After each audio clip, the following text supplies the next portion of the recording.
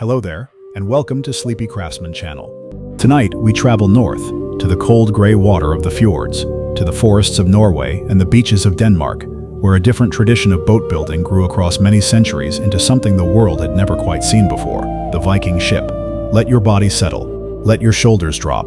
There is nothing to do now but listen and drift as we move slowly through the story of how the Norse built the vessels that carried them across oceans, up rivers, into legend. Long before the word Viking meant raider or explorer, it described an activity, not a people. A Viking was a voyage, an expedition undertaken by sea, and every one of those voyages depended entirely on wood, iron, wool, and the extraordinary patience of craftsmen working without a single power tool, without nails as we know them, without a single technical drawing on paper. Everything lived in the hands and the eyes of the shipwright, passed down through years of apprenticeship, refined over generations until the Norse had built, by trial and memory alone, some of the most seaworthy vessels the ancient world would ever know. The story begins, as so many of these stories do, in the forest.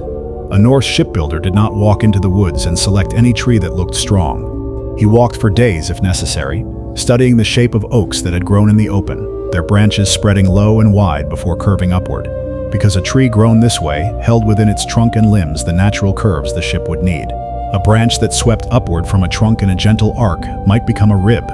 A trunk that forked low to the ground might yield the natural crook needed for a stem or stern post, where the grain of the wood, unbroken and continuous, would give the finished piece far more strength than any cut or carved curve ever could. This was called building with the grain, and it was the first and most important secret the Norse understood about wood. Cut against the grain, and you have a weak imitation of strength. Find the grain already curved by nature, and you have strength itself. Oak was prized above all else for the keel, the backbone of the vessel, the timber upon which everything else would be raised. But oak was heavy and slow to season, and not every part of a Norse coastline had oak forests nearby. In the north, where oak grew thin or not at all, pine took its place, lighter and more flexible, better suited in some ways to the long, narrow hulls the Norse favored. A shipbuilder read his local forest the way a modern architect reads a set of blueprints, matching the wood at hand to the vessel he intended to raise from it. Once a tree was chosen, it was almost never sawn. This surprises people who assume all early woodworking involves saws, but the Norse shipbuilder's primary tool was the axe. Not one axe, but several, of different weights and blade angles, along with wedges, mauls, and a technique called riving, or splitting the log along its natural grain rather than cutting across it. A great oak trunk would be split first in half, then quarters, then eighths, each split following the wood's own lines of weakness, its own inclination,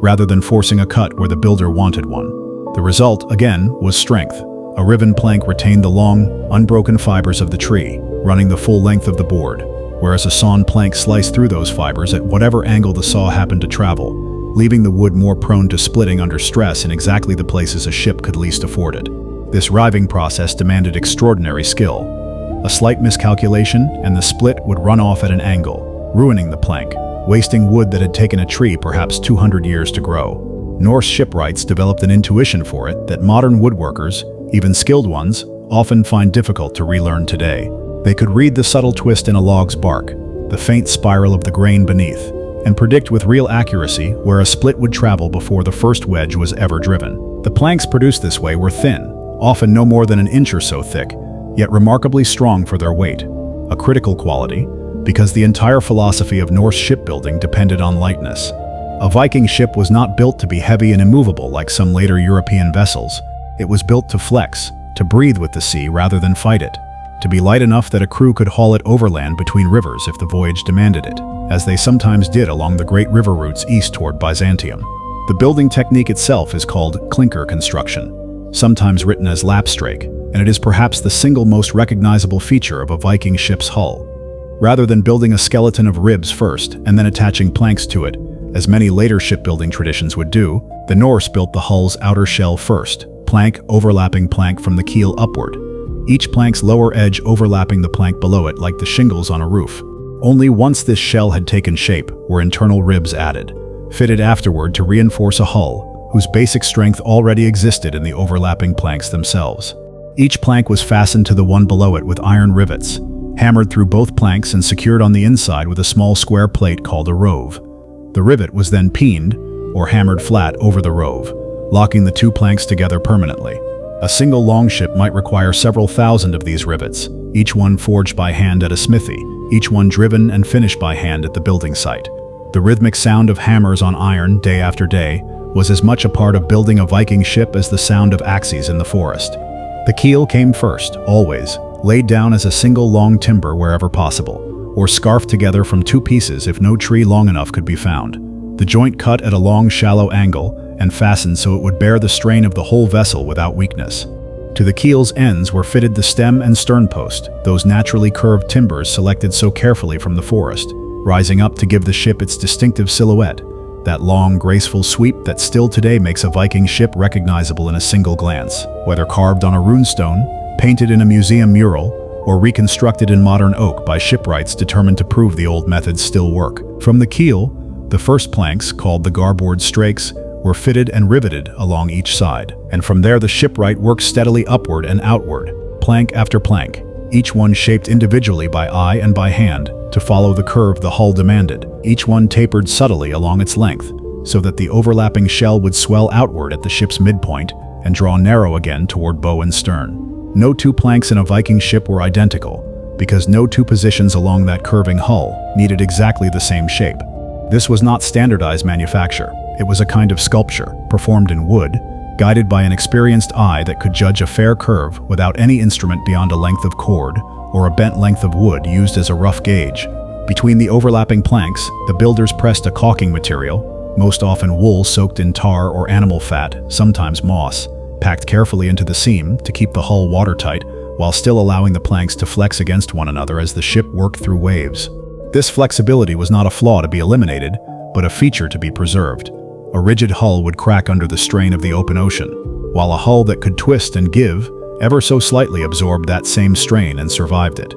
Sailors and shipwrights of later centuries who first tested reconstructed Viking ships were astonished to feel the hull actually flexing beneath their feet in heavy seas, the planks working almost like a living ribcage, breathing with the water rather than resisting it. Only once the outer shell of planking was largely complete did the builders turn to the ribs, called futaks, cut again from carefully selected curved timber, and fitted snugly against the inside of the planking, then lashed or tree-nailed into place to brace the hull's shape and take the strain of the mast, the cargo, and the crew. This sequence, shell first, then skeleton, sets Viking shipbuilding apart from what most people today imagine when they picture how a wooden boat is built, and it is one of the clearest signs of just how confident and skilled these builders were.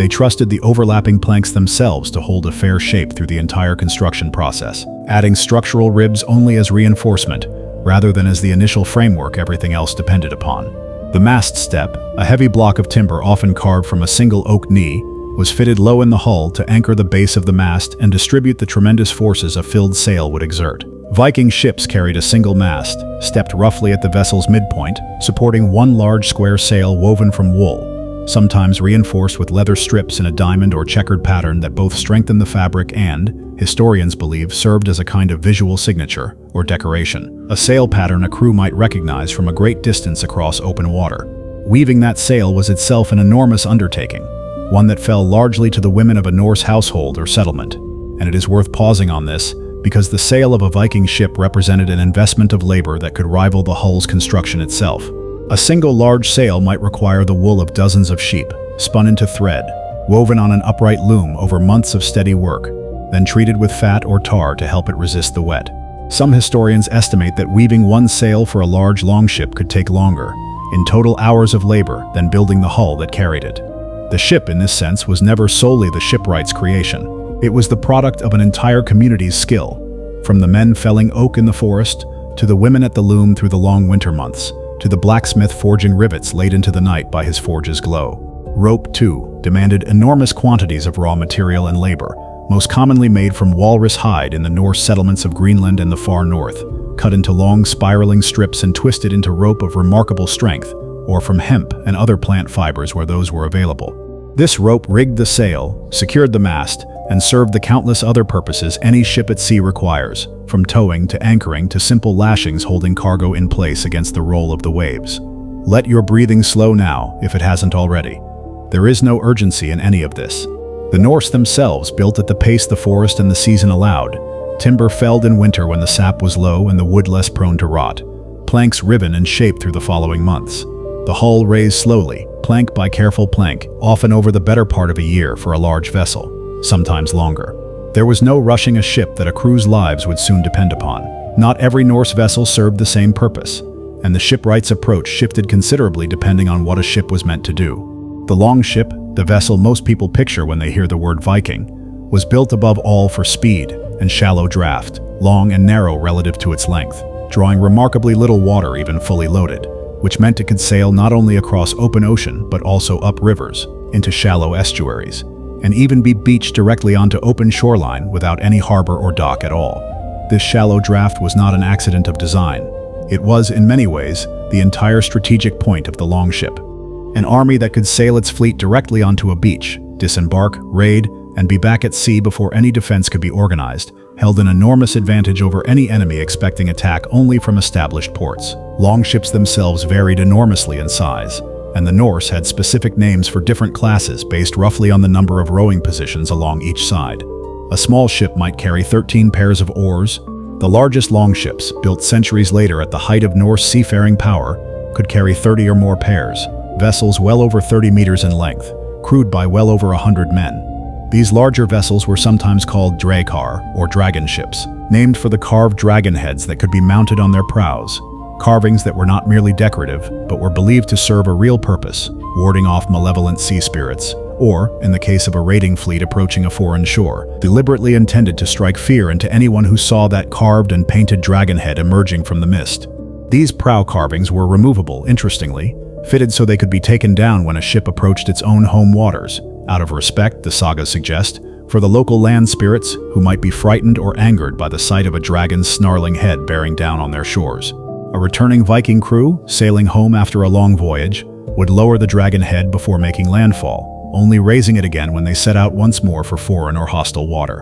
Alongside the longship, the Norse built vessels for entirely different purposes. The knarr was a cargo ship, shorter and considerably broader in the beam than a longship, built for carrying goods, livestock, timber, and settlers across open ocean, rather than for speed or raiding. It was the knarr, not the sleek longship, that carried Norse families and their belongings across the North Atlantic to Iceland, to Greenland, and eventually, under Leif Erikson and those who followed him, to the shores of North America centuries before Columbus. The knarr sat higher in the water, relied more heavily on its sail than on oars, since a cargo vessel loaded with goods and passengers could not spare the manpower a longship's rowing crew required, and its deeper hull gave it far greater capacity to carry the weight of a settling family's entire household. Smaller vessels served smaller purposes. The carve, a modest ship used for coastal travel and light trade, and the faering, a small four-oared boat used for fishing, ferrying, and countless everyday tasks along the fjords. The kind of vessel every coastal farm might own and maintain, much as a family today might own a car. These smaller boats, though far less famous than the great dragon ships of legend, were in truth the vessels most Norse people actually built, rowed, and depended upon daily, and much of what modern historians understand about ordinary Viking-age boat building comes from studying these humbler craft, preserved in bogs and burial mounds alongside their grander cousins. Much of what we know today about how these ships were actually built comes from a remarkable set of archaeological discoveries made across Scandinavia over the past century and a half. Ships preserved for 1,000 years or more in conditions that, by extraordinary luck, kept the wood from rotting away entirely. The most famous of these is the Oseberg ship, unearthed from a burial mound in Norway in the early 20th century. An elaborately carved vessel, built, historians believe, more for ceremony and prestige than for the rough work of ocean raiding, its prow and stern carved with intricate, swirling patterns of interlocking animals in a style that took the shipwright's craft and elevated it into something approaching pure art. The Oseberg ship had been used as a burial chamber for 2 women of evident high status, surrounded by a treasure trove of textiles, carved sledges, and everyday objects that have taught historians an enormous amount about Norse life beyond the ship itself. Not far away, the Gokstad ship, discovered decades earlier, offered a different kind of lesson. A working vessel, less ornately decorated than the Oseberg ship but clearly built for genuine seaworthiness, and when a full-sized replica of the Gokstad ship was constructed and sailed across the Atlantic Ocean in 1893, arriving in the United States in time for the world's Columbian Exposition, it proved decisively what historians had debated for years, that these vessels, built with Iron Age tools and techniques 1,000 years old, were genuinely capable of crossing open ocean, and could do so faster than many had believed possible. In Denmark, at Skuldelev, in the waters of Roskilde Fjord,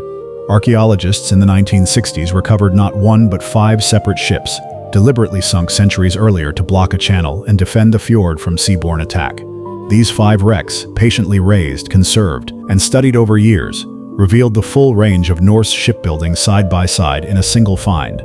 A small fishing boat, a coastal trading vessel, an ocean-going cargo ship built for the open Atlantic, and 2 distinct types of warship, one long and clearly built for raiding, the other shorter and possibly intended for more local coastal defense. Studying these 5 ships together taught researchers more about the range and specialization of Norse shipbuilding than perhaps any single discovery before or since, and modern reconstructions built from the Skuldelev findings, including a full-size sailing replica of the largest warship, have been tested at sea, giving historians direct, physical experience of how these vessels actually performed, rather than relying on written descriptions alone. Building any one of these ships, but especially the larger warships and ocean-going cargo vessels, was never the work of a single craftsman alone. A master shipwright directed the project and carried the accumulated knowledge of the tradition in his own memory and hands. But he worked alongside a crew of assistants, apprentices learning the trade, blacksmiths forging the thousands of rivets required, and often the ship's future owner or captain,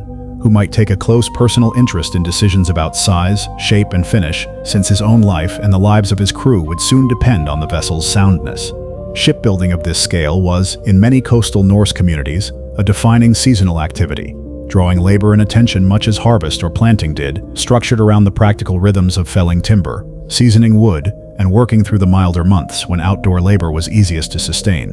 When a ship finally neared completion, the launching itself carried real ceremony. Sagas and later folklore both describe launches accompanied by ritual, sometimes involving the spilling of blood, whether animal or, in the more dramatic and disputed accounts, human, meant to bless the vessel and ensure its safe passage across the waters it was about to meet for the first time. Whether or not every launch involved such rites, it is clear the moment held real significance for the communities who built these ships. Months, sometimes the better part of a year, of accumulated labor were about to be tested against the one force that would ultimately judge whether all that careful work in the forest and at the smithy had truly paid off, the open sea itself. Rest now, if you have not already begun to drift. We will return, in the next part of this quiet evening,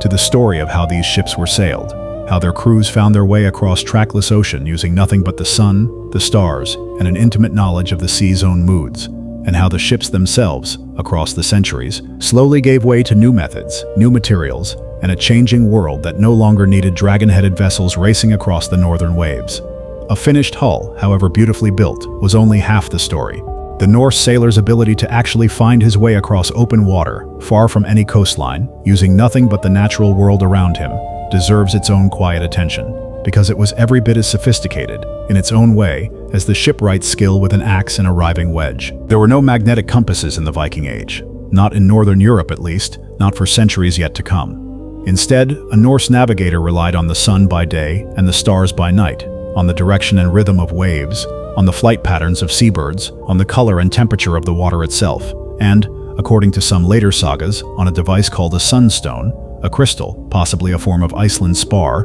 that could reveal the sun's position even through heavy cloud by polarizing the scattered light of the overcast sky. Historians and physicists have debated for years how reliable such a stone would truly have been at sea, and modern experiments suggest it could, in skilled hands, narrow down the sun's true bearing to a workable degree of accuracy even under conditions where the sun itself was entirely invisible. Norse sailors also carried a simple wooden device, sometimes called a sunboard, notched or marked to track the sun's shadow through the day and help maintain a steady course, along with an intimate, almost inherited knowledge of specific sailing routes, the latitude at which Iceland could be reached from Norway by holding a steady bearing and watching for particular seabirds known to nest along specific coastlines. The depth and color of water that signaled land was near even before it came into view. The particular look of clouds that gathered, in still recognizable patterns today, above islands too far to see directly. Sagas describe sailors releasing ravens at sea, watching which direction the birds flew, and following them, trusting that a raven, given the choice between endless ocean and the promise of land, would fly toward whatever solid ground its senses could detect. None of this navigation happened in isolation from the ship itself. The vessel's shallow draft, lightweight, and remarkable flexibility in heavy seas were not simply structural curiosities. They were what made this kind of navigation survivable in the first place. A heavier, more rigid ship, driven hard against a following sea, might take on water or even break apart under stress a Viking ship's flexible hull could absorb and shed. Sailors of later centuries who first experienced replica Viking ships at sea in genuinely rough conditions often described a strange, almost unsettling sensation. The hull visibly twisting beneath them, planks working audibly against one another, and yet the ship holding, riding over waves rather than crashing through them, exactly as its builders 1,000 years earlier had intended. Before any ship set out on a serious voyage, especially a newly built one, it underwent what amounted to sea trials, though the Norse would not have used that term. A new vessel was tested first in calmer coastal waters, loaded, rowed, and sailed under manageable conditions, allowing the shipwright and the ship's owner to observe how she handled, whether she sat level in the water, whether the rigging needed adjustment, whether any seam wept water that further caulking could address. Only once a ship had proven herself in these early trials would a crew trust her with a genuine ocean crossing, and even then, sailors watched a new ship's behavior closely on that first true voyage, learning her particular temperament, the way every sailor eventually comes to know an individual vessel's quirks and tendencies, the small ways she differs from every other ship of otherwise similar design. The ship occupied a place in Norse imagination and religion far beyond simple transportation, and understanding this helps explain why so much skill, material, and communal effort went into building vessels that, by any purely practical measure, might have been built more cheaply and roughly. Njord, a Norse god associated with the sea, wind, and seafaring wealth, was invoked by sailors hoping for safe passage and good fortune on the water. The much larger and more turbulent sea itself was often associated with Aegir, a giant of the ocean whose moods, calm or violent, seemed to mirror the sea's own unpredictable temperament, and whose 9 daughters were said to represent the waves themselves, rolling endlessly toward shore. Ships appear throughout Norse mythology as vessels of profound symbolic weight, most famously in the myth of Naglfar, a ship in Norse cosmology said to be built entirely from the untrimmed nails of the dead, destined to sail at the world's ending, at Ragnarok, carrying an army of giants against the gods themselves. That such an enormous, apocalyptic vessel was imagined as being built from something as mundane as fingernails and toenails speaks to how deeply the practical details of shipbuilding, the materials, the careful accumulation of resources over time, the sheer scale of labor a great ship represented, had worked their way into the deepest layers of Norse storytelling and belief. This symbolic weight explains, too, why ships so often appear in Norse burial practice, most dramatically in the full ship burials like the one that preserved the Oseberg vessel for archaeologists to discover more than 1,000 years later. A person of high status might be buried within an actual ship, sometimes a real, seaworthy vessel, sometimes a ship built or repurposed specifically for the burial itself, surrounded by grave goods meant to serve them in whatever journey came next.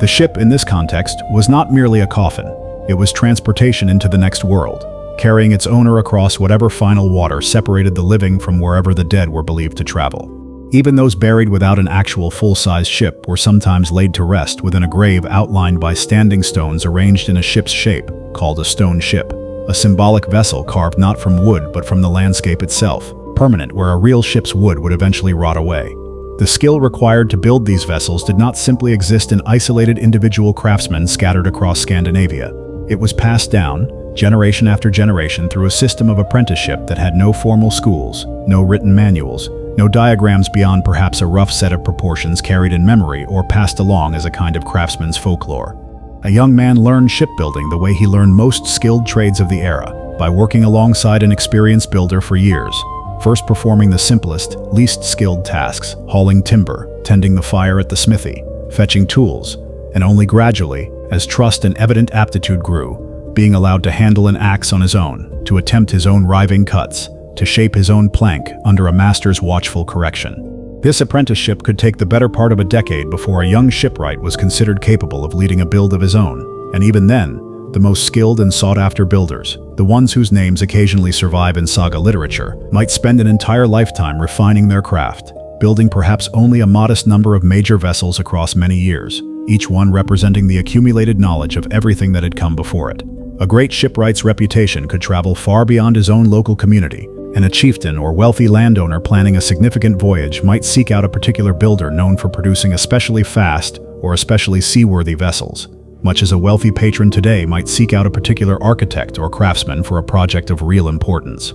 The ships these builders produced did not merely carry Norse sailors across the open Atlantic to Iceland, Greenland, and briefly to the shores of North America. They also carried Norse traders deep into the river systems of Eastern Europe, along routes that connected Scandinavia to Byzantium and to the Islamic world beyond. Norse traders, sometimes called Rus in these eastern contexts, navigated rivers like the Dnieper and the Volga, sometimes hauling their lighter vessels overland between river systems where the water itself offered no direct route, trading furs, amber, and slaves for silver, silk, and goods that had traveled the Silk Road from as far away as Central Asia and China. Silver coins minted in Baghdad have been found buried in Scandinavian soil, carried home across thousands of miles by traders whose entire journey depended, at every stage, on ships built exactly according to the principles we've spent this evening exploring. Light enough to portage, strong enough to survive open water, flexible enough to endure the stress of a long and demanding voyage. Much of what we know about these voyages, and about Norse shipbuilding and seafaring more broadly, survives today in the sagas, written down mostly in Iceland beginning some 2 or 3 centuries after many of the events they describe, drawing on oral tradition that had been passed down, storyteller to storyteller, across generations before ever being committed to parchment. The sagas are not straightforward historical records in the way a modern historian might wish. They blend genuine memory with legend, practical detail with dramatic embellishment, and modern scholars read them carefully, cross-referencing their accounts against archaeological evidence wherever possible. And yet, again and again, where the sagas describe shipbuilding, sailing technique, or the handling of vessels in specific conditions, archaeological discovery has tended to confirm rather than contradict them, lending real credibility to these centuries-old stories even where their more fantastical elements, sea monsters, prophetic dreams, cursed voyages, clearly belong to the realm of legend rather than literal history. It was ships built exactly this way, in fact, that carried Norse settlers to Iceland beginning in the latter part of the 9th century, an island that had been, before their arrival, home to little more than a scattering of Irish monks seeking solitude at the edge of the known world. Within a few generations, Iceland supported a thriving Norse society entirely dependent on the shipbuilding and seafaring traditions its settlers had carried with them. An island whose every connection to the wider world, every import of timber it could not grow enough of locally, every export of dried fish or woolen cloth, traveled by ship built according to the same clinker technique, the same careful selection of curved timber, the same patient riving of planks along the grain. From Iceland, driven in part by political conflict at home, Eric the Red led an expedition further west still, to a vast, largely ice-covered island he named, with a trader's optimism, Greenland, hoping the promising name might attract settlers to a land whose habitable coastal fringe was considerably harsher than Iceland's own volcanic soil. Norse settlements persisted in Greenland for centuries, entirely dependent on ships for their connection to Iceland and Norway, for the timber Greenland itself could barely provide, for news, trade, and the occasional bishop sent to minister to a Christian population living further from the rest of Christendom than almost any other in medieval Europe. And it was from these same Greenland settlements that Leif Erikson, Eric's own son, sailed even further west, reaching a coastline that would come to be called Vinland in the sagas, a land of wild grapes and good timber that most historians now identify with the northern coast of Newfoundland, in modern Canada. Archaeological excavation at a site called Lans og Meadows, uncovered in the 1960s, confirmed that Norse sailors had indeed established at least a temporary settlement on the North American coast, centuries before any other European vessel would attempt the crossing. A discovery that transformed Vinland from saga legend into confirmed history, and stands, even now, as perhaps the single most remarkable testament to just how far a Norse ship, built entirely by hand from riven oak and pine, iron rivets and wool sailcloth, could actually carry its crew. Mittidafor to Mohanambao, letting the story rest at this furthest western point, ships riding at anchor off a coastline no European eyes had seen before, their crews gazing at wild grapevines and unfamiliar forest in the quiet of a land that had, until that moment, existed only as rumor carried home by earlier voyagers who had glimpsed it from a distance and turned back. There is more to tell of how these ships eventually gave way to new designs and new eras, of how the very tradition of clinker-built, dragon-headed vessels slowly faded from northern waters, and of how, centuries later, modern hands would rediscover and relearn the old methods, plank by plank, rivet by rivet, to prove that everything the sagas claimed about these remarkable ships was, in every detail that mattered, true. Rest now. We will continue this story again soon. Before we let this first evening close entirely, it's worth sitting for a moment longer with just how much labor, how much accumulated forest wisdom, and how much sheer patience stood behind even a single Viking ship. A large longship might consume the timber of dozens of mature oak trees, each one representing a century or more of growth before a shipwright's eye ever settled on it as suitable. The iron for its rivets had to be mined, smelted, and forged, thousands of individual pieces, each one heated and hammered by hand. The wool for its single great sail required the fleece of an entire flock, sheared, cleaned, spun, and woven over months by skilled hands, mostly the hands of women whose contribution to Norse seafaring history has often been quietly overlooked in favor of the more visible work of the shipwright and his axe. And all of this labor, all of this accumulated skill passed down through careful apprenticeship, existed in service of a vessel that might, in a single unlucky storm, be lost entirely. Timber and rivets and woven wool sails sinking together beneath waves that had claimed countless ships before it and would claim countless more after. The Norse understood this risk intimately. It is woven through the sagas, through the burial practices that sent the dead onward in ships of their own, through the careful rituals surrounding a new vessel's first launch. A ship, however beautifully built, was never treated as something to be taken for granted. It was a fragile, precious thing, entrusted with human lives against a sea that answered to no one's wishes, built as well as patient hands and generations of hard-won knowledge could possibly make it. And then, finally, launched into water and faith. Let us return, for a while longer, to the details of the craft itself, because there is more worth knowing about the tools a Norse shipwright actually carried, and how differently each one was used from anything a modern woodworker might reach for first. The broad axe, sometimes called a side axe, had a blade ground flat on one face and beveled on the other, allowing a skilled hand to work a plank's surface smooth and flat with long, controlled strokes, almost the way a modern carpenter might use a hand plane, except that the entire motion came from the shoulder and the swing of the arm, rather than the gentle push of a blade held level. Watching a skilled axeman at this work, even today, in the hands of the craftsmen who build faithful reconstructions using only period-accurate tools, is to watch something closer to a practiced dance than to what most people imagine when they picture rough axe work. Each stroke lands with astonishing precision, shaving away exactly the amount of wood intended, no more, leaving a surface so even it hardly needs any further smoothing at all. Alongside the axe, the adze, with its blade set at a right angle to the handle rather than in line with it, allowed a shipwright to hollow and shape wood in ways an axe alone could not manage, particularly useful for working the inner curve of ribs or shaping the mast step's deep seating for the base of the mast. Augers, hand-turned drills with long spiral bits, bored the holes through which iron rivets would later pass, each hole placed with care, because a hole drilled even slightly off could weaken the very seam it was meant to secure. And a variety of smaller knives and draw knives handled the finer work, trimming, smoothing, and shaping, wherever the coarser tools had done their rougher work, and finer hands were needed to finish it. None of these tools cut a single piece of metal themselves, of course. That fell to the blacksmith, whose forge stood as essential to a shipbuilding project as the timber yard itself. A Norse smith working on a major ship's construction might spend weeks doing little else but forging rivets, heating iron bars in a charcoal fire until they glowed, hammering them on an anvil into the particular shape a rivet required, over and over, thousands of times across the length of a single build. The physical endurance this demanded is easy to overlook when we speak of shipbuilding as though it were solely the shipwright's story. In truth, the smith's arm and the smith's forge were every bit as central to a completed ship as the axe and the raving wedge. And a poorly forged rivet, brittle or improperly shaped, could fail at exactly the worst possible moment, in exactly the kind of heavy sea where a crew most needed their vessel to hold. Seasoning the timber, too, deserves a slower look, because green, freshly felled wood behaves very differently from wood that has had time to dry and settle, and a shipwright who used timber before it was ready risked a hull that would warp, crack, or loosen its rivets as the wood continued to shrink and move even after the ship had been built and launched.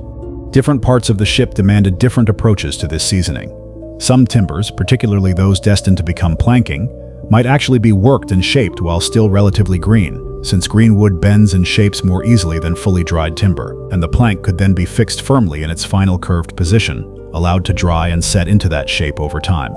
locked in place by the very rivets and ribs that would hold the finished hull together. This technique, using the wood's own natural tendency to dry and harden in whatever position it was held, saved the shipwright enormous effort compared to trying to force a fully dried, rigid plank into a tight curve after the fact. The carved decoration that adorned the finest Norse ships deserves its own quiet attention as well, because this was never mere ornamentation added as an afterthought once the practical work of building was complete.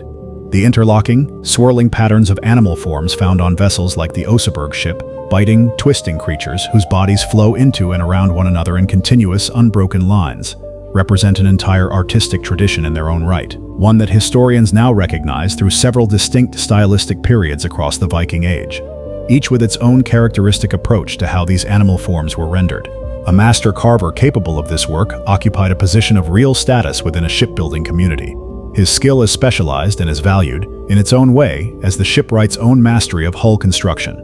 Some historians believe the finest carved prows, stern posts, and other decorative elements might even have been commissioned separately from specialist carving workshops, transported to the building site, and fitted onto a hull constructed by an entirely different craftsman, much as a modern shipbuilder might commission specialized fittings from an outside supplier, rather than fabricate every single component in-house. The shield rack deserves mention too. That distinctive row of round shields, sometimes shown mounted along the outer edge of a longship's hull, in artistic depictions and occasional saga descriptions. Though archaeologists and historians have debated for years exactly how common this practice actually was in real seagoing use, since a heavy shield mounted along the rail would add windage and weight in exactly the wrong place for a vessel whose entire design philosophy prized lightweight and low profile. Many scholars now believe shields were more likely stowed below when a ship was actually underway on open water, brought out and displayed along the rail primarily when a ship was at anchor in harbor, or in the crucial moments just before or after a landing, a visual display of a crew's strength and readiness, rather than a permanent feature of the ship at sea. The warfare these ships enabled deserves a slower telling too, because the longship's design reflected, in every proportion, exactly what a raiding strategy of this era actually required. A fleet that could cross open water, then turn suddenly up a shallow river estuary no larger vessel could follow, striking a target deep inland that had believed itself safe from any seaborne attack, held an advantage that shaped an entire era of European history. Monasteries along the coasts of the British Isles in northern France, wealthy in silver and largely undefended, learned to dread the sight of a dragon-prowed sail on the horizon, and the speed with which a longship's crew could beach their vessel, strike, load their plunder, and be gone again before any organized defense could gather meant that even a relatively modest raiding party could strike with a boldness that seemed, to those on the receiving end, almost supernatural. Yet it would be a mistake to think of these ships, or the people who built and sailed them, purely in terms of raiding and warfare, however much that image has dominated popular imagination.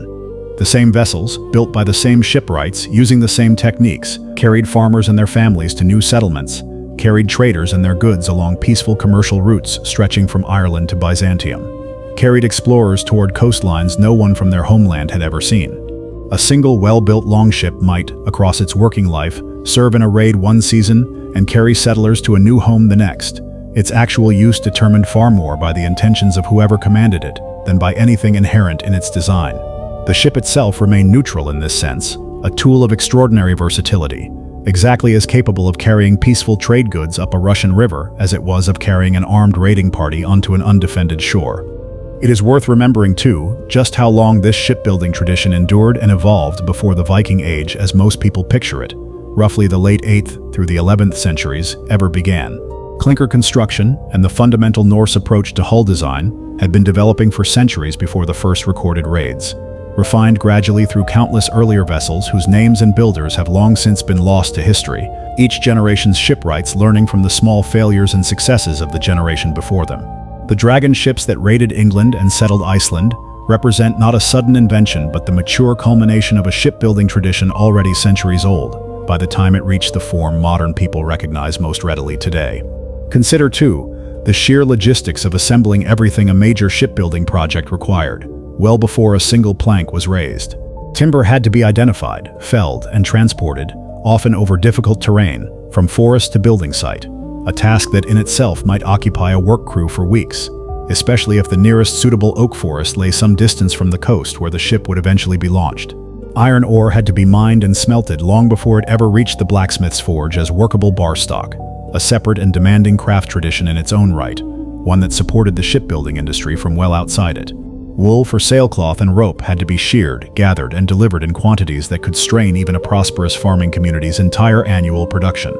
A chieftain or wealthy landowner planning to commission a major ship was, in effect, coordinating an enterprise that touched nearly every productive trade his community supported, from forestry to mining to textile work to the specialized craft of the shipwright himself. This is part of why ship ownership carried such significant social weight in Norse society, quite apart from whatever practical use a vessel might be put to. To commission and complete a great longship was to demonstrate, publicly and unmistakably, that a person commanded the resources, the labor, and the accumulated wealth necessary to pull off an undertaking of real magnitude.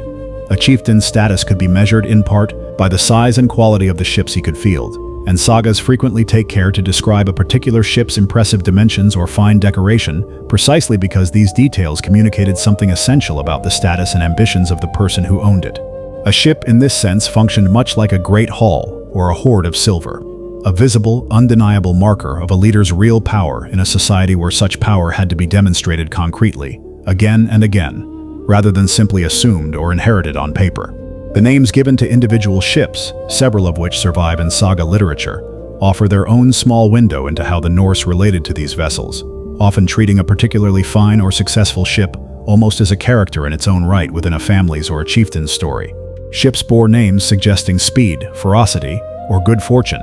names meant in the same spirit as the carved dragon prow to give a vessel something like a personality and a reputation that could grow and travel alongside her captain's own. A famously fast or famously lucky ship might be spoken of for years after her working life had ended, her name remembered in story long after her timbers had finally rotted away or been broken up for whatever usable wood remained. Maintenance and repair, meanwhile, occupied a steady portion of any working ship's life, and a vessel that saw regular use required near-constant small attention even between major voyages. Caulking needed periodic renewal as the wool and tar packed between planks gradually wore or washed away. Rivets occasionally worked loose and needed to be reset or replaced. A hull hauled up onto a beach for the winter, out of the water entirely, required careful support to prevent its own weight from distorting the careful curves the shipwright had originally shaped, and needed protection from the weather, sometimes housed beneath a simple roof structure built specifically to shelter a valuable vessel through the harshest months when no sailing would happen anyway. A well-maintained ship, cared for through this kind of steady, unglamorous attention, might remain seaworthy for decades, passed down through a family or changing hands through trade, her working life far longer than a casual glance at her modest construction materials might suggest possible. And when a ship's working life did finally end, whether through age, damage beyond reasonable repair, or simply because a newer, larger vessel had taken her place in her owner's fleet, her timber rarely went entirely to waste. Old ship planks, still sound in places even if no longer fit for open water, found their way into other uses, reused as building material in houses, repurposed as everyday furniture, even, in some documented archaeological cases, incorporated into later burial structures, as though something of the ship's original purpose, carrying the dead onward, lingered in the wood itself even after its seafaring days were long over. Nothing about Norse shipbuilding operated according to a philosophy of disposability. Every stage, from the careful selection of a single tree in the forest to the eventual repurposing of a retired ship's final planks, reflected a culture that understood exactly how much labor, skill, and irreplaceable material had gone into creating something as valuable and as hard-won as a seaworthy vessel. It's worth sitting, too, with how differently a Norse coastal community experienced the passage of a year compared to communities built around agriculture alone, because shipbuilding and its related trades imposed their own seasonal rhythm on top of the more familiar rhythms of planting and harvest. Winter, when farming demanded far less daily labor, became prime timber felling season, since a tree's sap runs low through the cold months, leaving wood less prone to the rot and insect damage that could compromise timber felled in the height of summer growth. The long, dark evenings of a Norse winter, so often imagined purely as a season of storytelling and rest around the hearth, were also, in many households, a season of steady craftwork, rope twisted, wool spun, small tools repaired, all in preparation for the more intensive outdoor building labor that milder weather would soon allow. By the time spring arrived and the building site itself could be properly worked, a community had often already invested months of less visible preparatory labor into a project that would only become dramatically visible once the actual raising of a hull began. Let your thoughts settle now on all of this together. The forest, patient for centuries before a single tree was chosen. The riven planks, split true along lines only a practiced eye could read. The blacksmith's endless rivets, each one struck by hand. The women at the loom, weaving a single sail across months of steady work. The shipwright himself, carrying a lifetime of hard-won knowledge in his hands and his memory, guiding every curve of the hull by eye alone. All of it, every part of it, converging finally on a single moment. A ship, complete at last, resting on the shore, waiting for the sea to receive her. Well, there is one more thread worth following before we let this first part of the story rest, and it concerns not the Viking Age itself, but the long centuries afterward, when the old shipbuilding knowledge we've spent this evening exploring slowly slipped out of active practice and into something closer to memory, then legend, then for a time near total obscurity, kept alive only in the brief and often skeptically received descriptions found in saga literature. For centuries after the Viking Age proper drew to a close, historians and shipbuilders alike had only the written word to go on. The saga's occasional, tantalizing details about a ship's size or a voyage's difficulty, medieval illustrations whose accuracy no one could fully trust, and vague folk memory scattered across Scandinavian coastal communities, where some elements of the old clinker-building tradition had, in fact, never entirely disappeared, quietly continuing in modest fishing boats and small coastal craft long after the great dragon ships themselves had vanished from northern waters. It took the remarkable burial mound discoveries of the 19th and early 20th centuries, the Gokstad ship, then the Oseberg ship, and much later the Skuldelev wrecks, raised from Roskilde Fjord, to finally give historians something they had never possessed before: complete, physical, measurable Viking ships, preserved by extraordinary and unlikely circumstance, that could be studied, measured, and eventually, astonishingly, rebuilt. The decision to actually attempt full-sized, historically accurate reconstructions, rather than simply studying the original wrecks from a respectful museum distance, transformed the entire field. When shipwrights in the 1890s built a faithful replica of the Gokstad ship and sailed her across the open Atlantic to America,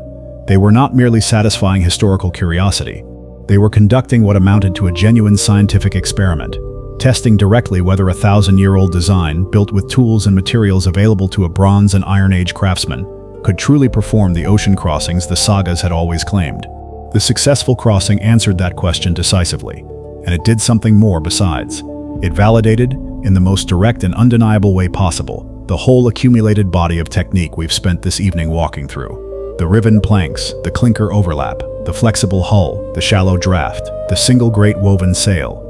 None of it, the voyage proved, was exaggeration or legend.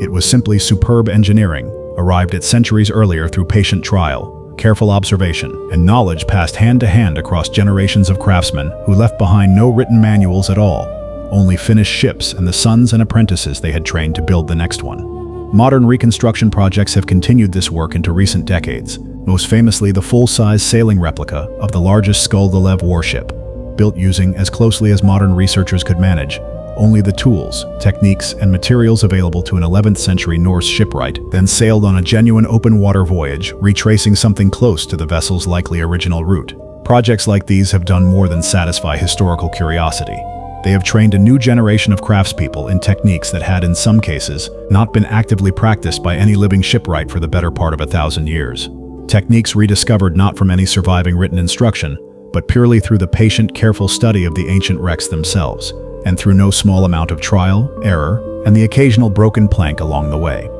This, in the end, might be the quietest and most remarkable part of the whole story, that a tradition of craftsmanship this sophisticated, this refined, could be entirely lost from living memory for centuries, and then, through nothing more than careful attention paid to the physical evidence a handful of extraordinarily lucky archaeological finds preserved, be recovered again, plank by plank, rivet by rivet, until modern hands could once more build a ship exactly as a Norse shipwright 1,000 years ago would have built one, and sail her, just as confidently, out across the same cold northern water. We will leave the story here for tonight, the hull complete, the sail woven and rigged, the ship resting at anchor in the quiet dark, ready for whatever voyage comes next. Rest now. Let the sound of water against a wooden hull carry you the rest of the way into sleep, and we will continue this slow story again soon, following these remarkable ships further still, into the deeper waters of trade, exploration, and the long gradual close of an extraordinary age of craftsmanship. One further detail deserves a place here before we close, because it reveals something about how thoroughly practical the Norse shipwright's mind actually was, even amid all the ceremony and symbolism a finished ship might carry. Ballast, the weight placed low in a hull to keep a vessel stable in rough water, was managed with the same careful, resourceful attention given to every other part of the build. Loose stones gathered from the shore often served this purpose on working vessels, weight that could be adjusted, added, or removed, depending on how heavily a ship was loaded with cargo or crew for any particular voyage. Since too little ballast left the ship dangerously unstable in a strong wind, while too much simply wasted precious cargo capacity a trading voyage could not afford to lose. Getting this balance right demanded the same accumulated, hands-on experience that guided every other decision in Norse shipbuilding. A sense, built up over years, of exactly how a particular hull needed to sit in the water to sail her truest and safest course. And so the ship stood ready, timber grown patient across centuries of forest growth, worked by hands trained across years of careful apprenticeship, bound by iron forged in fire, dressed in wool spun and woven across long winter months, her ballast stowed, her rigging set, waiting only for a captain's word and a favorable wind to carry her out beyond the last sheltering headland, into open water, and whatever the wide sea still had left to teach her crew. The wind found the sail first, that great square of woven wool catching the morning air with a sound like a held breath finally released, and the ship began to move, slowly at first, then with a gathering, confident momentum as the crew found their rhythm at the oars, timing their strokes to a steady call from the man seated nearest the mast. This moment, the first true motion of a completed ship out from her home shore, was the culmination of everything we spent the last part of this story exploring. The forest, the ribbing wedge, the blacksmith's endless rivets, the women at the loom. All of it now translated into speed, into the particular hiss of water along a clinker hull, moving exactly as its builders had intended, light and responsive, rising to meet each swell rather than crashing through it. A voyage of any real distance settled quickly into its own rhythm, one shaped as much by the ship's own needs as by the crew's. Rowing, though it could carry a ship forward in calm conditions or against an unfavorable wind, was exhausting work, and a skilled captain used the oars sparingly on a long crossing, relying instead on the sail whenever wind allowed, saving his crew's strength for the moments when only muscle, not wind, could move the ship where it needed to go, maneuvering close to a hostile shore, threading a narrow river channel, or simply making headway through a stretch of dead calm that no amount of patient waiting would resolve on its own. The crew themselves lived an unusually exposed existence by any later standard of seafaring comfort. A Viking ship carried no below-deck cabins, no dedicated sleeping quarters, nothing resembling the enclosed, weatherproof accommodations that later European ships would eventually provide their crews. Sailors slept where they could, often beneath simple leather or woven awnings rigged for shelter when weather demanded it, wrapped in cloaks and furs against the cold, packed closely alongside their fellow crew members in a hull that, for all its impressive length, offered remarkably little actual living space once oars, cargo, weapons, and provisions had claimed their share. Provisions for a long crossing required careful planning, since a ship crowded with rowers left little space to spare for extensive stores, and nothing aboard could be kept fresh for more than a limited time regardless of how carefully it was packed. Dried and salted fish, dried meat, hard bread or flat bread that could survive weeks without spoiling, butter packed in wooden containers, and casks of water or, where available, a mildly alcoholic drink that stayed safer to drink than plain water over a long voyage, made up the bulk of what a crew carried. Sagas occasionally mention voyages cut short or forced toward unplanned landfall by dwindling provisions, a reminder that even the finest ship, built by the most skilled hands, remained entirely subject to the ordinary, unglamorous limits of how much food and fresh water her crew could physically carry. Weather, of course, remained the single greatest variable no amount of skilled shipbuilding could ever fully neutralize, and the sagas are unflinching about this, filled with accounts of voyages driven wildly off course by sudden storms, of ships lost entirely with all hands, of crews who survived weeks at sea longer than any reasonable provisioning could have anticipated, saved only by desperate luck or a landfall found just as the last of their food and water ran out. The North Atlantic that Norse sailors crossed to reach Iceland, Greenland, and eventually North America ranks among the most unpredictable and genuinely dangerous stretches of open ocean anywhere in the world. And the fact that Norse ships crossed it with any regularity at all, using only sail, oar, and the navigational skill we discussed earlier, remains one of the most remarkable achievements of pre-modern seafaring anywhere on Earth. Yet for all this danger, these voyages happened again and again, year after year, generation after generation, carrying an entire diaspora of Norse settlement outward from Scandinavia across an arc of the North Atlantic that would eventually stretch from the Orkney and Shetland Islands off Scotland's coast, through the Faroe Islands, to Iceland, to Greenland, and briefly, fleetingly, to the shores of North America itself. Each new settlement depended entirely on continued ship traffic back to the homeland, for timber Iceland and Greenland could not always supply in sufficient quantity themselves, for news, for trade goods, for the church officials and legal authority that connected these far-flung communities to the wider structures of medieval Scandinavian society, even across such enormous distances. The Greenland settlements in particular offer a striking illustration of just how completely Norse life depended on this maritime connection remaining intact. For several centuries, Norse farmers maintained settlements along Greenland's southwestern coast, raising livestock, trading walrus ivory and furs for goods they could not produce locally, all of it dependent on ships arriving regularly from Iceland and Norway. When, for reasons historians still debate, involving some combination of a cooling climate, shifting trade patterns, and the increasing difficulty and expense of maintaining regular shipping to such a remote outpost, that maritime connection gradually weakened and eventually failed entirely sometime in the 15th century. the Greenland settlements themselves did not long survive its loss. A community entirely dependent on ships for timber, for trade, for connection to the wider world, simply could not sustain itself once those ships stopped reliably coming. A sobering reminder of just how much weight the shipbuilding tradition we've spent so long exploring actually carried, quite literally, in determining whether an entire Norse society at the edge of the known world would live or slowly fade away. Trade itself, apart from the dramatic story of settlement and exploration, deserves a slower, more detailed look, because it was trade, arguably even more than raiding, that shaped the daily economic reality of most Norse coastal communities across the Viking Age. Norse merchants dealt in furs trapped across the vast northern forests of Scandinavia and beyond, in walrus ivory harvested from the Arctic waters around Greenland, in soapstone carved into cooking vessels, in amber gathered along Baltic shores, and, less comfortably for modern sensibilities but well documented in the historical record, in slaves captured through raiding or purchased along established trade routes stretching deep into Eastern Europe and beyond.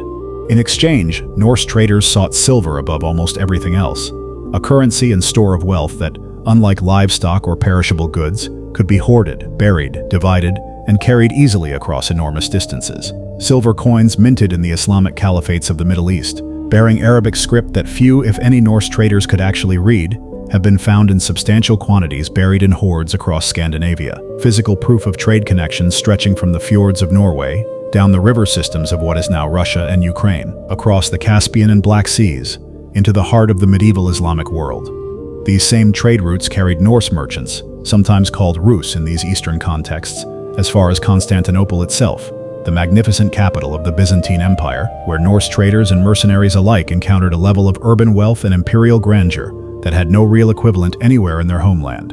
and where, for a period, an elite unit of the Byzantine emperor's personal bodyguard, the famous Varangian Guard, was staffed substantially by Norse and other Scandinavian warriors who had made their way east along exactly these river and sea routes. None of this eastward trade would have been possible without ships built specifically to handle the unusual demands of river travel, since the great rivers of Eastern Europe were not always navigable in their entirety, particularly where rapids or shallow stretches interrupted an otherwise usable waterway.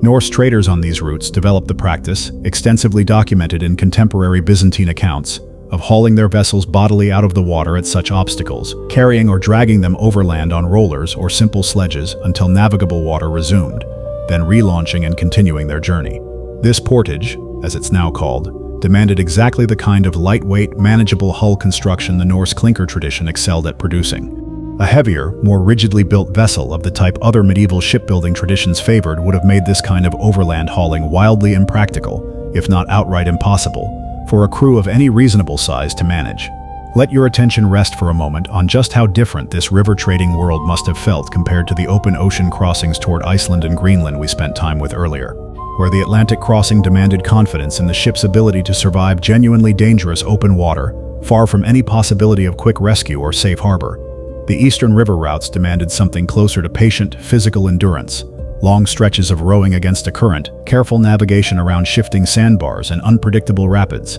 negotiation and sometimes outright conflict with the various peoples whose territory these rivers passed through, and the sheer, sweat-soaked labor of hauling a loaded ship overland whenever the water itself offered no further passage. The same fundamental ship design, the same clinker-built hull, the same shipwrights' careful attention to weight and flexibility, served both these radically different kinds of voyage equally well, a testament to just how thoughtfully and universally useful the underlying Norse approach to shipbuilding truly was. Warfare, when it did come, unfolded very differently at sea than it did once a ship's crew had landed and begun fighting on solid ground. And it's worth spending a while with how Norse ships actually behaved in genuine naval combat, since popular imagination often skips straight to the dramatic image of a raiding party storming ashore without pausing on the equally significant reality of ship-to-ship engagement at sea. Norse naval battles typically involve fleets lashing their ships together, gunwale to gunwale, forming something closer to a temporary floating platform or battlefield than a fluid, maneuvering naval engagement in the modern sense. Once lashed together in this way, combat aboard the ships themselves resembled land warfare more than seamanship. Warriors fighting hand-to-hand across the width of a single deck, or leaping between adjacent vessels, while a smaller reserve of less heavily armed crew might continue working oars along the fleet's outer edges to maintain position against wind and current. This lashing together tactic meant that the finest naval commanders were valued as much for their skill in positioning a fleet advantageously before battle was joined, choosing which ships to lash to which, arranging the strongest and most heavily manned vessels at the most exposed positions, as for any particular skill in individual ship handling once the fighting itself began. A famous account from the Battle of Svolder, fought around the year 1000, describes exactly this kind of tactic. Norwegian King Olaf Tryggvason's fleet lashed together and overwhelmed by a coalition of enemies. The king himself, according to the saga tradition, ultimately choosing to leap into the sea rather than face capture as his flagship was finally overrun. Beyond formal fleet battles, Norse ships proved equally effective in the kind of smaller-scale raiding warfare that dominates the popular image of the Viking Age, striking isolated coastal targets with a combination of speed, surprise, and the shallow draft mobility we discussed earlier that let a raiding party approach from directions and along waterways a defending force might never think to guard. Monastic chroniclers across the British Isles, writing in the decades following the first recorded raids in the late 8th century,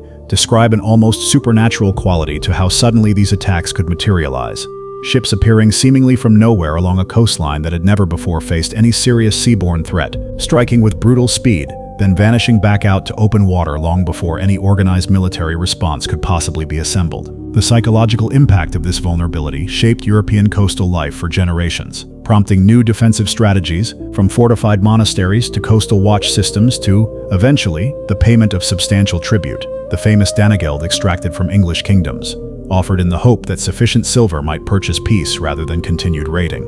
That this strategy so often failed to secure lasting peace, with raiding parties frequently returning once word spread that a particular kingdom would pay handsomely to avoid conflict, speaks to how deeply the entire Viking Age raiding economy had come to depend on exactly the kind of ship-enabled speed and surprise we've spent this evening exploring in such careful detail. It would be a mistake, though, to imagine every Norse voyage abroad as fundamentally hostile, even during the peak raiding decades most associated with Viking activity in the popular imagination. Norse merchants maintained substantial, peaceful trading relationships across much of their world simultaneously with the raiding activity happening elsewhere, sometimes even within the same regions and the same general time frame. A reminder that Viking Age Scandinavian society was never a single unified force pursuing one consistent strategy, but rather a loose collection of independent chieftains, merchants, farmers, and adventurers, each pursuing their own particular interests, sometimes through trade, sometimes through raiding, sometimes through outright settlement, often shifting between these approaches as opportunity and circumstance dictated.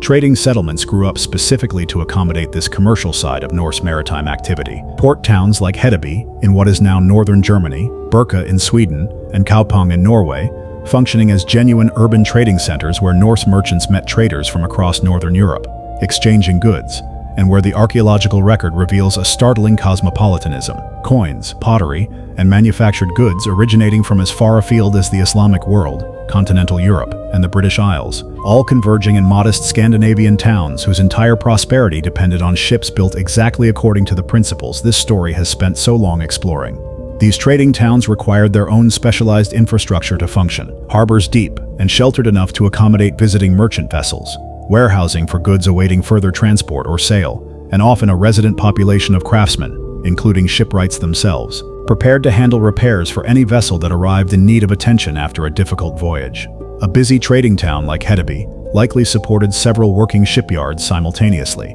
employing craftsmen whose skills, while rooted in the same fundamental clinker building tradition we discussed in the previous part of this story, had specialized further into the particular demands of repair work, patching damaged planking, replacing worn rigging, addressing whatever specific difficulty a visiting ship's crew reported after their own particular voyage. The archaeological excavation of sites like Hedeby has revealed an enormous quantity of shipbuilding debris, offcuts, discarded tools, half-finished components, that together paint a vivid picture of just how central this craft remained to Norse urban economic life, not merely as an occasional, prestigious undertaking commissioned by a wealthy chieftain, but as a steady, ongoing industry supporting the everyday commercial traffic that kept these trading towns functioning. Ordinary fishing boats, modest coastal trading vessels, and the occasional grander longship or knarr all passed through the same busy harbors, all requiring, at various points in their working lives, the same fundamental expertise these trading town shipwrights had developed and refined through years of steady, practical repair work.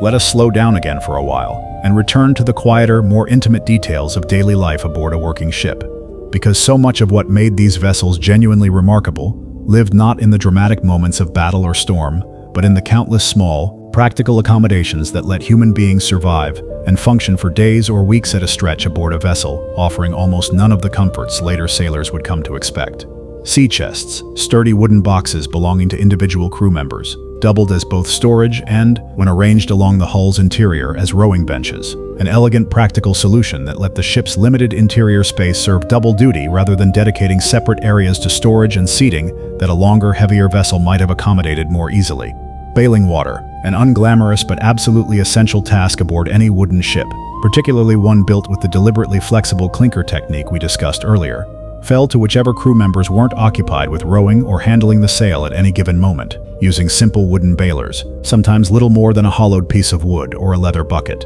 to keep the bilge from filling with the seawater that inevitably worked its way past even the most carefully caulked seams over the course of a long voyage in rough conditions. This was not a sign of poor construction. Some seepage was an expected reality of the clinker building technique's fundamental flexibility. The same quality that let the hull survive heavy seas without cracking also meant the seams would work slightly and admit some water that regular bailing simply had to manage.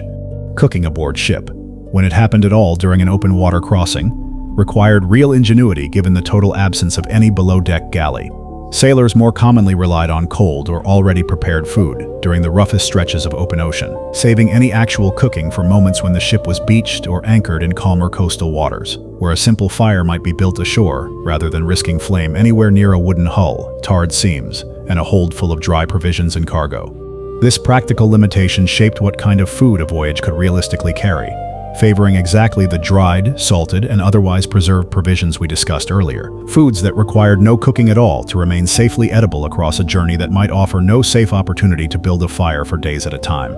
Clothing, too, deserves a moment's attention, since surviving a North Atlantic crossing in an open vessel with no enclosed shelter demanded genuinely effective cold and wet weather protection, achieved entirely through natural materials worked with the same patient craft skill we've seen applied to timber and iron throughout this story. Wool, treated and sometimes felted to increase its natural water resistance, formed the basis of most Norse seafaring clothing, supplemented by leather and fur for the coldest conditions, and by oiled or greased outer garments that provided a rough approximation of genuine waterproofing. Sailors layered these garments carefully, understanding, much as any modern outdoor traveler would, that trapped air between layers of wool provided far better insulation than any single thick garment alone, a principle arrived at through generations of hard, practical experience, rather than any formal scientific understanding of how insulation actually works. The captain or ship's owner, meanwhile, occupied a position of real and largely unquestioned authority once a vessel was underway, a practical necessity given how completely a crew's survival depended on coordinated, disciplined action in exactly the kind of sudden emergency,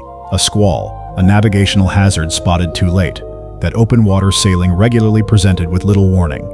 Saga literature offers numerous glimpses of this authority in action. Captains making swift, sometimes controversial decisions about course, about whether to press on through worsening weather or seek shelter, about how to divide limited provisions when a voyage ran longer than planned, decisions whose wisdom or folly the sagas often judge quite directly by their eventual outcome, successful voyages retroactively validating a captain's boldness, disastrous ones condemning the same boldness as reckless folly. Navigation continued throughout a voyage as an active, ongoing skill rather than a single calculation performed once at departure and then simply followed blindly, and a good navigator continuously cross-referenced multiple sources of information against one another. The sun's position when visible, the pattern and direction of ocean swells even when the sky itself offered no clear guidance, the behavior of seabirds, whose range from land varied by species in ways experienced sailors learned to read with real precision, and simple accumulated experience of how long a particular crossing typically took under particular conditions, allowing a navigator to estimate roughly how much distance had likely been covered even without any instrument capable of measuring speed or position directly. This constant, active cross-referencing, rather than any single infallible technique, was what actually made Norse open ocean navigation as reliable as the historical and archaeological record shows it genuinely was. Let's turn now to a subject we touched only briefly before, the actual moment of landfall after a long crossing, because it deserves a slower telling in its own right. Approaching an unfamiliar coastline in a Viking-age ship carried real danger of its own, arguably comparable to the dangers of the open crossing itself, since a shoreline that offered no clear harbor, no obvious safe place to beach a vessel, could destroy in moments a ship that had survived weeks of open ocean entirely intact. Experienced sailors learned to read a coastline from a considerable distance, watching for the particular color and pattern of breaking waves that indicated submerged rocks or shifting sandbars, for the shape of headlands that might offer shelter from prevailing wind and swell, for any sign of smoke or human habitation suggesting a coastline was inhabited, and therefore potentially either welcoming or hostile. Depending entirely on circumstances, a crew could rarely know for certain until they were already committed to their approach. The shallow draft that made these ships so exceptionally useful for river travel and beach landings also meant a skilled crew could, in genuinely favorable conditions, run a ship directly up onto an open beach, rather than requiring any constructed harbor at all. A technique that later, heavier ship designs would find far more difficult or outright impossible. This beaching technique demanded real skill and split-second timing, approaching at exactly the right angle and speed to ride the ship's momentum up onto the sand or shingle without striking so hard as to damage the hull, timed ideally to a rising or already high tide that would help float the ship free again once her business ashore was complete, rather than leaving her stranded, vulnerable, and immobile until the tide returned days later. Once ashore, whether on a friendly or hostile coastline, the ship itself required continued attention even while her crew's attention turned to whatever business, trade, settlement, or raid had brought them to this particular shore. A beached vessel left unattended risked damage from shifting tides, from curious or hostile locals, or simply from the ordinary stresses of resting her full weight on an unyielding beach rather than floating freely in supportive water. And prudent captains typically left at least a small guard detail with the ship whenever the bulk of the crew moved further inland or engaged in whatever activity had brought them ashore in the first place. For those voyages that ended not in temporary landfall, but in genuine settlement, the ship's role shifted again in ways worth pausing on. A knarr that had carried a Norse family, their livestock, tools, seed grain, and household goods across open ocean to a new and largely unknown coastline in Iceland or Greenland did not simply complete her purpose upon arrival and fade from the story.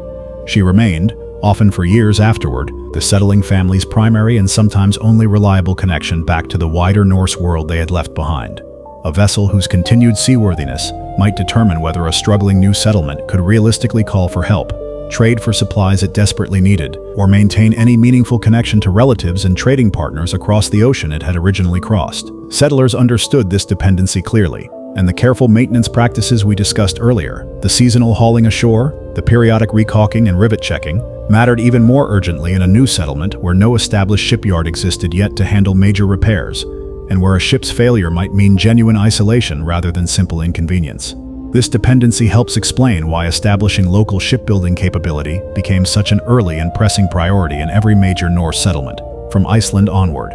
Settlers who had arrived aboard ships built in Norway soon needed to build replacement and additional vessels using whatever timber their new homeland could actually provide. And this often demanded real adaptation of the techniques we discussed in such detail earlier. Iceland's own forests, considerably sparser than Norway's, could not always supply timber of the size and quality Norwegian shipwrights had traditionally relied upon, forcing Icelandic builders toward greater reliance on imported timber, on driftwood that regularly washed ashore from Siberian rivers carried by ocean currents across the North Atlantic. An unpredictable but genuinely valuable resource Icelandic communities learned to gather and husband carefully, and toward whatever adaptations of traditional technique their local materials actually allowed. Mama's Norse settlers faced an even starker version of this same challenge, since Greenland's own vegetation offered essentially no timber suitable for serious shipbuilding at all, leaving Greenlandic Norse communities almost entirely dependent on imported wood, whether shipped directly from Norway or gathered as driftwood along their own coastline, for any major shipbuilding or repair work. This dependency likely contributed, historians believe, to the gradual decline of Greenland's Norse settlements, as transatlantic shipping connections weakened over the centuries following initial settlement. A community that could not build or adequately maintain its own ships locally remained perpetually vulnerable to any disruption in the outside shipping traffic its survival ultimately depended upon. Let your mind drift now toward a different kind of voyage entirely, the ones described in the sagas as exploratory, rather than purely commercial or settling in intent. Voyages undertaken specifically to discover what, if anything, lay beyond the edge of the known Norse world. Bjarni Hartjulf, according to saga accounts, may have been the first Norse sailor to sight the coastline that would later be called Vinland, blown off course during an attempted voyage to Greenland, and glimpsing an unfamiliar, forested coastline he chose, cautiously, not to actually land upon, continuing instead toward his original destination, and only later describing what he had seen to others curious enough to investigate further themselves. It was this second-hand account, according to the sagas, that eventually prompted Leif Erikson to organize his own expedition, deliberately retracing Bjarni's accidental route with the explicit intention of finding and exploring whatever land lay to the west. This distinction matters because it illustrates something important about how Norse exploration actually tended to unfold, not as bold, singular acts of individual discovery in the romantic sense later popular history sometimes imagines, but as a more gradual, incremental process, one sailor's accidental sighting prompting another's deliberate follow-up expedition, knowledge accumulating and passing between different voyages and different crews, much as shipbuilding knowledge itself passed between master and apprentice. The Vinland voyages that followed Leif's initial expedition, including a more substantial settlement attempt led by Thorfinn Karlsefni, involving multiple ships and a larger group of settlers intending permanent habitation rather than simple exploration, ultimately failed to establish any lasting Norse presence in North America, driven off, according to the sagas, by conflict with the indigenous peoples the sagas call Skrælings, a term whose precise meaning and connotation scholars continue to debate. The archaeological site at Lanzo Meadows we discussed earlier appears to represent, most historians now believe, a temporary base camp connected to these voyages, rather than the larger, more permanent settlement the sagas describe Karlsefni attempting further along the coast. A settlement whose exact location, if it existed as described, has never been conclusively identified by modern archaeology. Whatever the precise details, the broader pattern is clear and remarkable in its own right. Norse ships, built using the techniques this story has traced from forest to finished hull, carried their crews not merely across the Atlantic to Iceland and Greenland, but, briefly, all the way to a new continent entirely, centuries before any other European vessel would attempt or achieve the same crossing. That this achievement then faded from active memory outside Scandinavia for the better part of 1,000 years, surviving mainly in saga literature that most of the wider world treated as legend rather than history, until archaeological confirmation finally arrived at Lanzo Meadows in the 1960s, is its own quiet testament to how easily even genuinely remarkable human achievement can slip out of wider historical memory when the civilization that accomplished it lacks the kind of enduring political or religious institutions that tend to preserve and transmit historical memory across many centuries. Let us rest for a while now on a gentler subject, returning to the more everyday, unglamorous realities of a working ship's life, rather than the dramatic high points of exploration and discovery we've just spent time with. Most Norse ships, across the many centuries this tradition flourished, never crossed an ocean at all, never carried a raiding party to a foreign shore, never featured in any saga account that survives to us today. They were the ordinary fishing boats, the modest coastal traders, the small ferries connecting farms and settlements along a single fjord. Vessels built by local craftsmen using the same fundamental techniques, the same careful timber selection, the same clinker construction, but on a far smaller and more modest scale than the great dragon ships that dominate popular imagination of the Viking Age. These smaller, humbler vessels represented, in raw numbers, the overwhelming majority of what Norse shipwrights actually built across any given year, and their construction, though less celebrated in saga literature than the exploits of great longships and their famous captains, mattered enormously to the everyday functioning of Norse coastal society. A farming family living along an isolated stretch of fjord coastline depended on their modest faering, that small four-oared boat we mentioned briefly in the first part of this story, for fishing, for transporting goods to a nearby trading settlement, for simple visits to neighbors whose farms might be reachable far more easily by water than by the difficult, often non-existent overland tracks that characterized much of the Norse homeland's rugged terrain. Building or acquiring even one of these modest boats represented a genuine and carefully considered investment for an ordinary farming household, one that might be maintained carefully across decades, passed down through a family much as any other valuable piece of property might be, repaired and patched as needed, rather than readily replaced, since even a small boat represented real accumulated value in timber, iron, and skilled labor that an ordinary household could not easily replace on a whim. The same fundamental respect for the material and labor invested in any vessel, large or small, that we discussed regarding the great longships applied equally, in its own proportionate way, to the humblest fishing boat tied up along an ordinary farm's modest wooden jetty. Let's spend some time now with the changing political landscape of the later Viking Age, because the ships we've spent so long exploring did not exist in a static world. They operated within a society that itself was changing considerably across the centuries the sagas and archaeology cover, and these changes eventually shaped shipbuilding itself in ways worth understanding.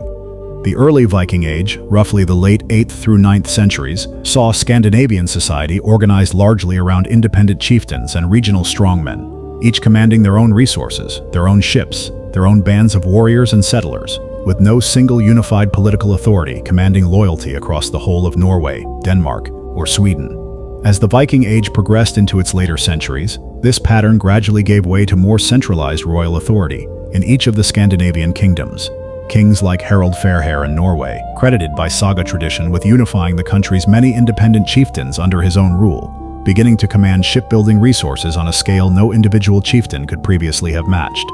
This centralization changed the character of Norse naval power considerably, shifting emphasis toward larger royal fleets, built and maintained through organized taxation and levy systems rather than the more ad hoc, individually commissioned vessels of earlier generations. Though the underlying craft techniques, the clinker construction, the careful timber selection, the same fundamental shipwright skill, remained essentially unchanged even as the political structures commissioning and commanding these ships grew steadily more centralized and formal. The conversion of Scandinavia to Christianity across roughly this same period brought its own significant changes, some of them touching shipbuilding and seafaring directly. The old ship burial practices we discussed earlier, so central to understanding how deeply ships were woven into Norse religious and symbolic life, gradually declined as Christian burial customs, favoring simple ground burial without elaborate grave goods, took hold across Scandinavia. This shift represents, in its own quiet way, a genuine loss for later historians and archaeologists, since it was precisely those older pre-Christian ship burials, preserved by chance beneath earthen mounds for 1,000 years, that gave us discoveries like the Oseberg and Gokstad ships in the first place. Had Christian burial customs arrived earlier, or spread more quickly, some of our most valuable physical evidence for how Viking-age ships were actually built might simply never have survived at all, buried instead in the kind of simple, goods-free grave that leaves nothing behind for future archaeologists to discover and study. Christianity brought other changes too, more gradual and harder to trace directly but nonetheless real, in how Norse society understood and depicted seafaring itself. The old gods associated with the sea, Njord and Aegir among them, gradually receded from active religious practice, replaced by Christian saints and Christian frameworks for understanding danger, providence, and the uncertain fate that any sea voyage still inevitably carried. Yet the practical craft of shipbuilding itself proved remarkably resistant to this broader religious transformation. A shipwright's understanding of grain and timber, of clinker construction and careful rivet placement, owed nothing to religious belief one way or another, and the fundamental techniques passed down through careful apprenticeship continued essentially unchanged, regardless of whether the finished ship's crew prayed to Njord or to Saint Nicholas, patron of sailors in the Christian tradition that gradually took hold across the Norse world.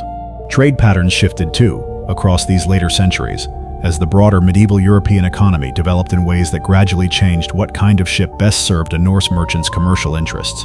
The eastern river trade routes toward Byzantium and the Islamic world that had flourished so dramatically in earlier centuries gradually declined in relative importance as new trading networks developed, particularly the rise of the Hanseatic League, a powerful confederation of northern European trading cities whose commercial dominance across the Baltic and North Sea regions would eventually reshape northern European trade patterns considerably, favoring, over time, ship designs somewhat different from the traditional Norse clinker-built vessel. Designs better optimized for maximizing cargo capacity on established, relatively short commercial routes, rather than for the combination of speed, shallow draft, and open ocean seaworthiness that had defined the classic Viking-age longship and knarr. This gradual shift in dominant ship design, away from the pure clinker-built Norse tradition and toward the cog and other emerging medieval European hull types, unfolded across generations rather than as any sudden, dramatic break, and traditional clinker construction never entirely disappeared, continuing in fact in various forms across Scandinavia and other parts of northern Europe for many centuries afterward, surviving in fishing boats and smaller coastal craft even as the great dragon ships and their immediate design descendants gradually faded from active large-scale use.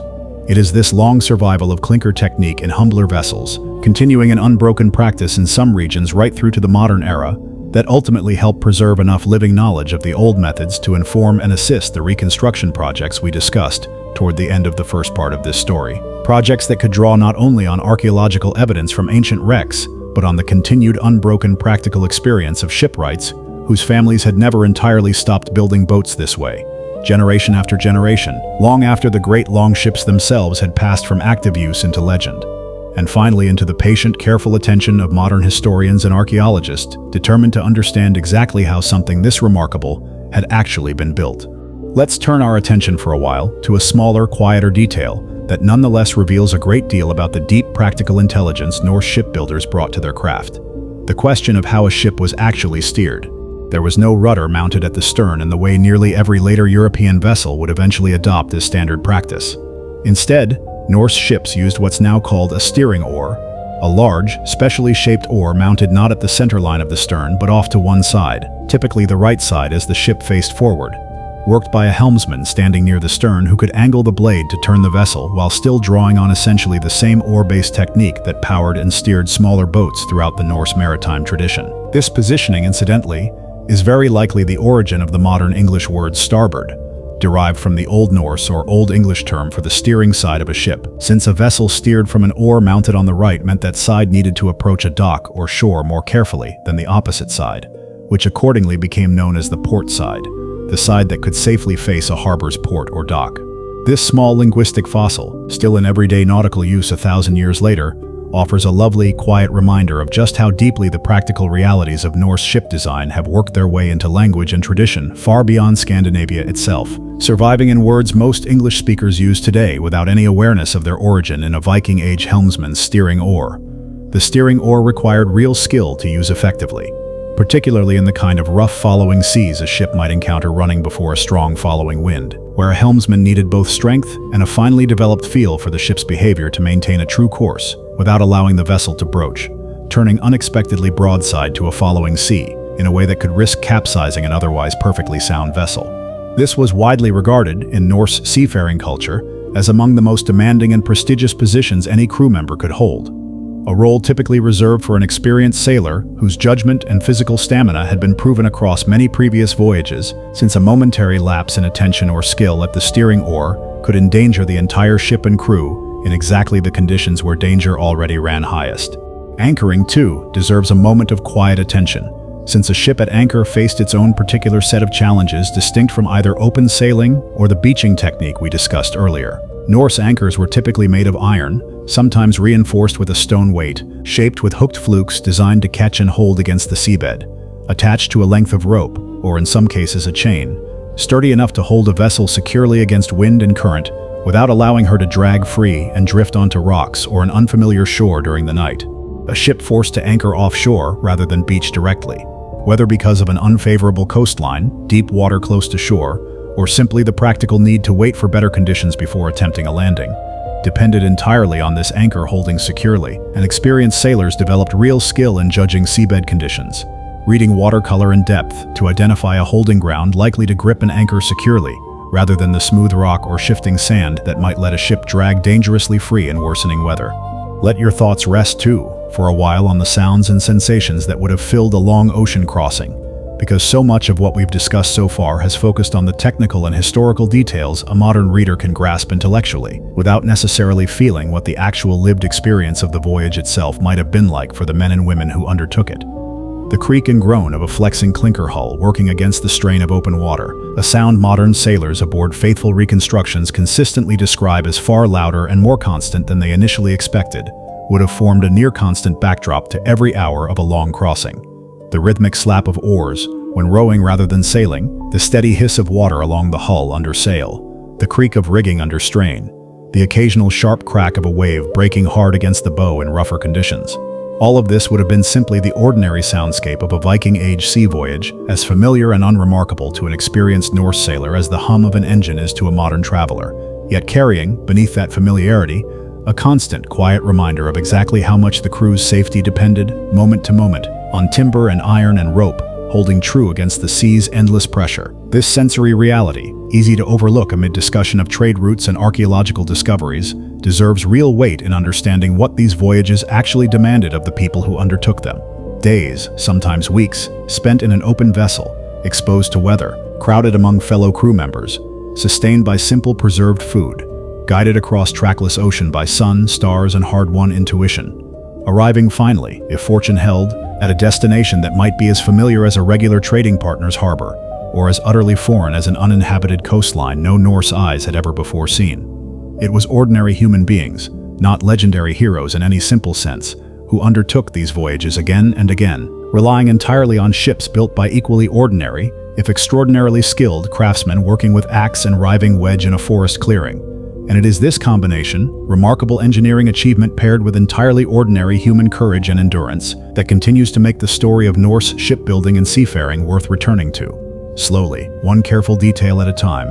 even 1,000 years after the last dragon-prowed ship slipped quietly out of active use. Let's spend a while longer with the specific skills a shipwright needed beyond the basic techniques of felling, riving, and fastening timber we explored in such detail earlier, because designing a genuinely fast, seaworthy hull demanded a further layer of judgment that went well beyond simply reproducing a previous vessel's proportions from memory.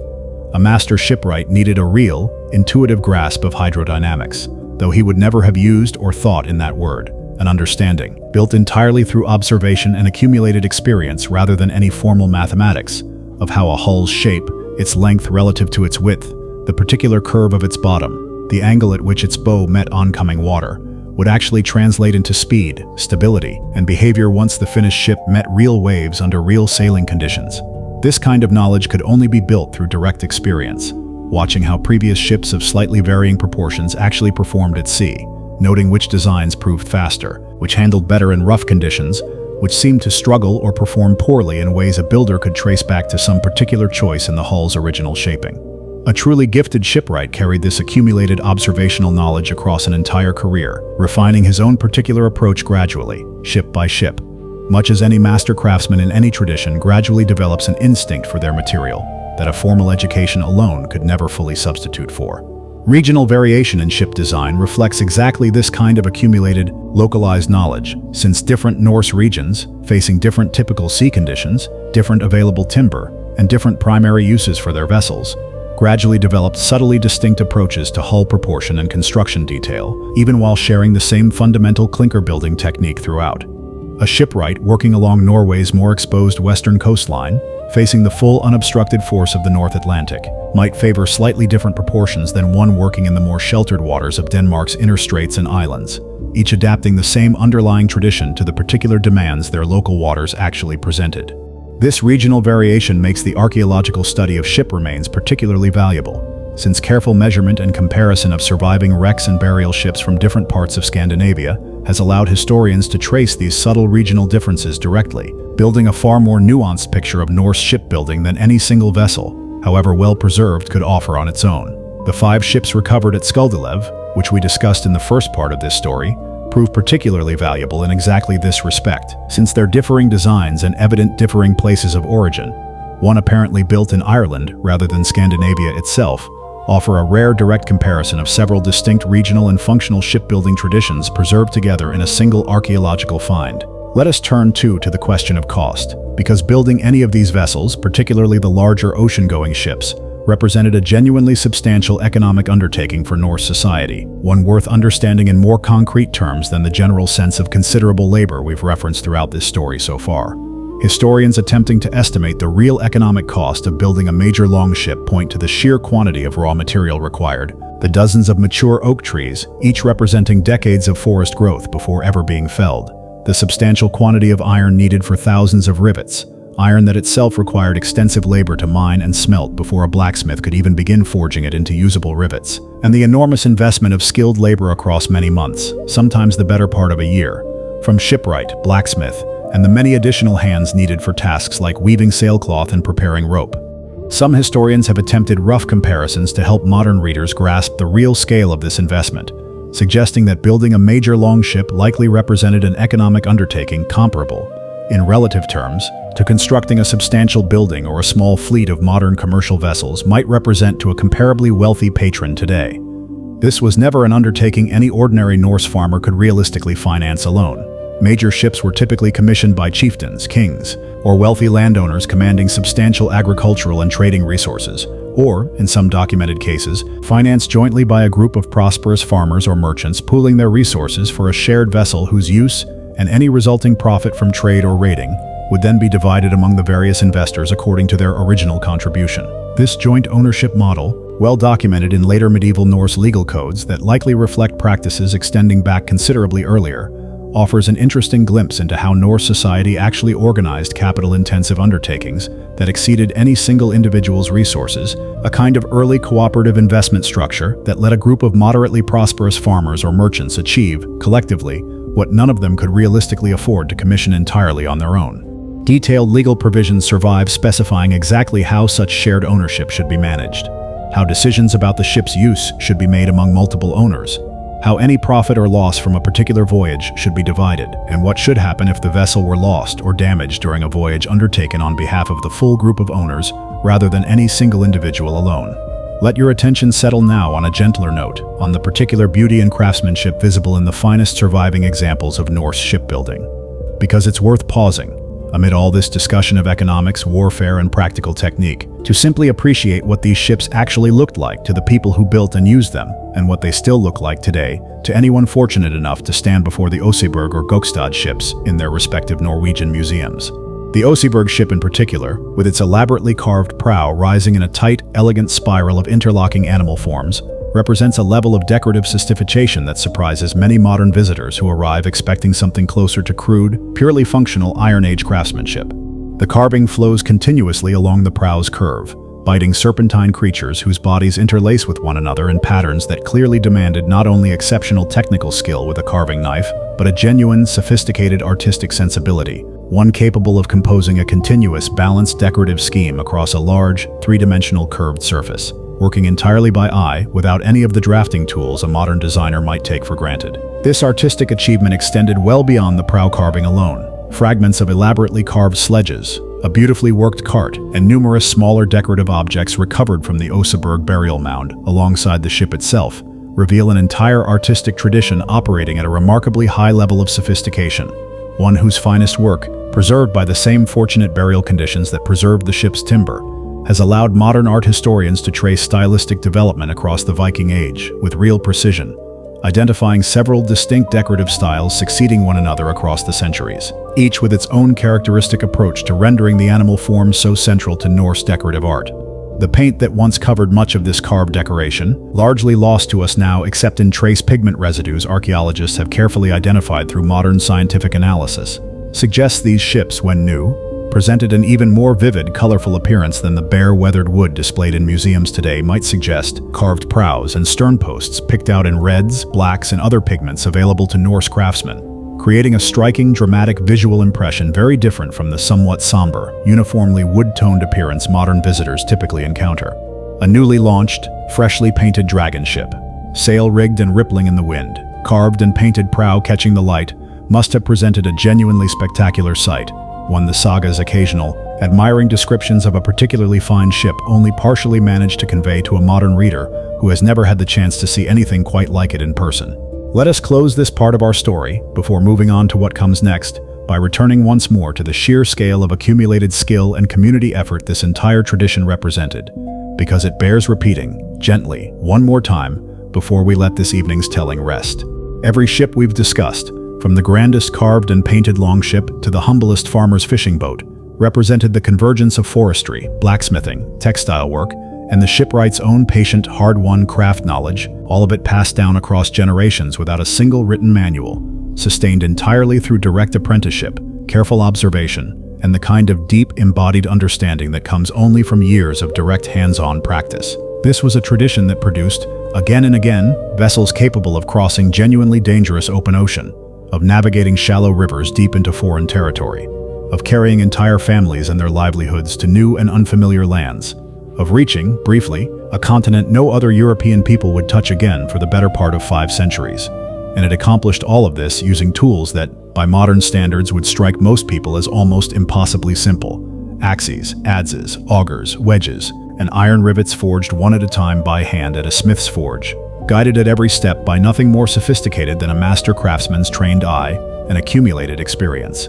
We will continue this story once more, following these remarkable vessels and the tradition that built them through their final chapters, toward the slow transformation and eventual fading of the classic Viking Age ship design, and toward the remarkable modern rediscovery that has allowed us, 1,000 years later, to understand and even recreate this extraordinary craft in such vivid, tangible detail. Rest now, and let the story settle quietly, ready to continue again when you're ready to hear the rest. Before we let this part rest fully, there is one more strand of the story worth following a little further, concerning the particular relationship between a ship's crew and the vessel herself, a relationship that Norse sources describe in terms that go well beyond simple ownership or practical dependence. Individual ships, especially famous or long-serving ones, developed reputations that traveled with their captains from voyage to voyage, sagas occasionally noting a ship's particular qualities, whether renowned for speed, for stability in heavy weather, for having survived some notably dangerous crossing, in language that treats the vessel almost as a participant in the story, rather than a mere tool employed by its human characters. This attitude extended into the practical superstitions and customs surrounding ship handling that sailors across many maritime cultures, not only Norse ones, have historically maintained, a body of accumulated practical wisdom and ritual observance that blurred, in the sailor's own understanding, the line between purely rational seamanship and a kind of respectful, almost personal relationship with the vessel carrying their lives across dangerous water. Certain actions were considered to bring good or ill fortune to a voyage. Certain words avoided at sea that might invite bad luck. Certain small rituals observed at a ship's launch or at the start of a significant voyage. All of it reflecting an underlying sense that a ship, however carefully built and maintained through purely practical skill, still carried something of the sea's own unpredictable temperament within her, something no amount of sound craftsmanship alone could entirely guarantee against.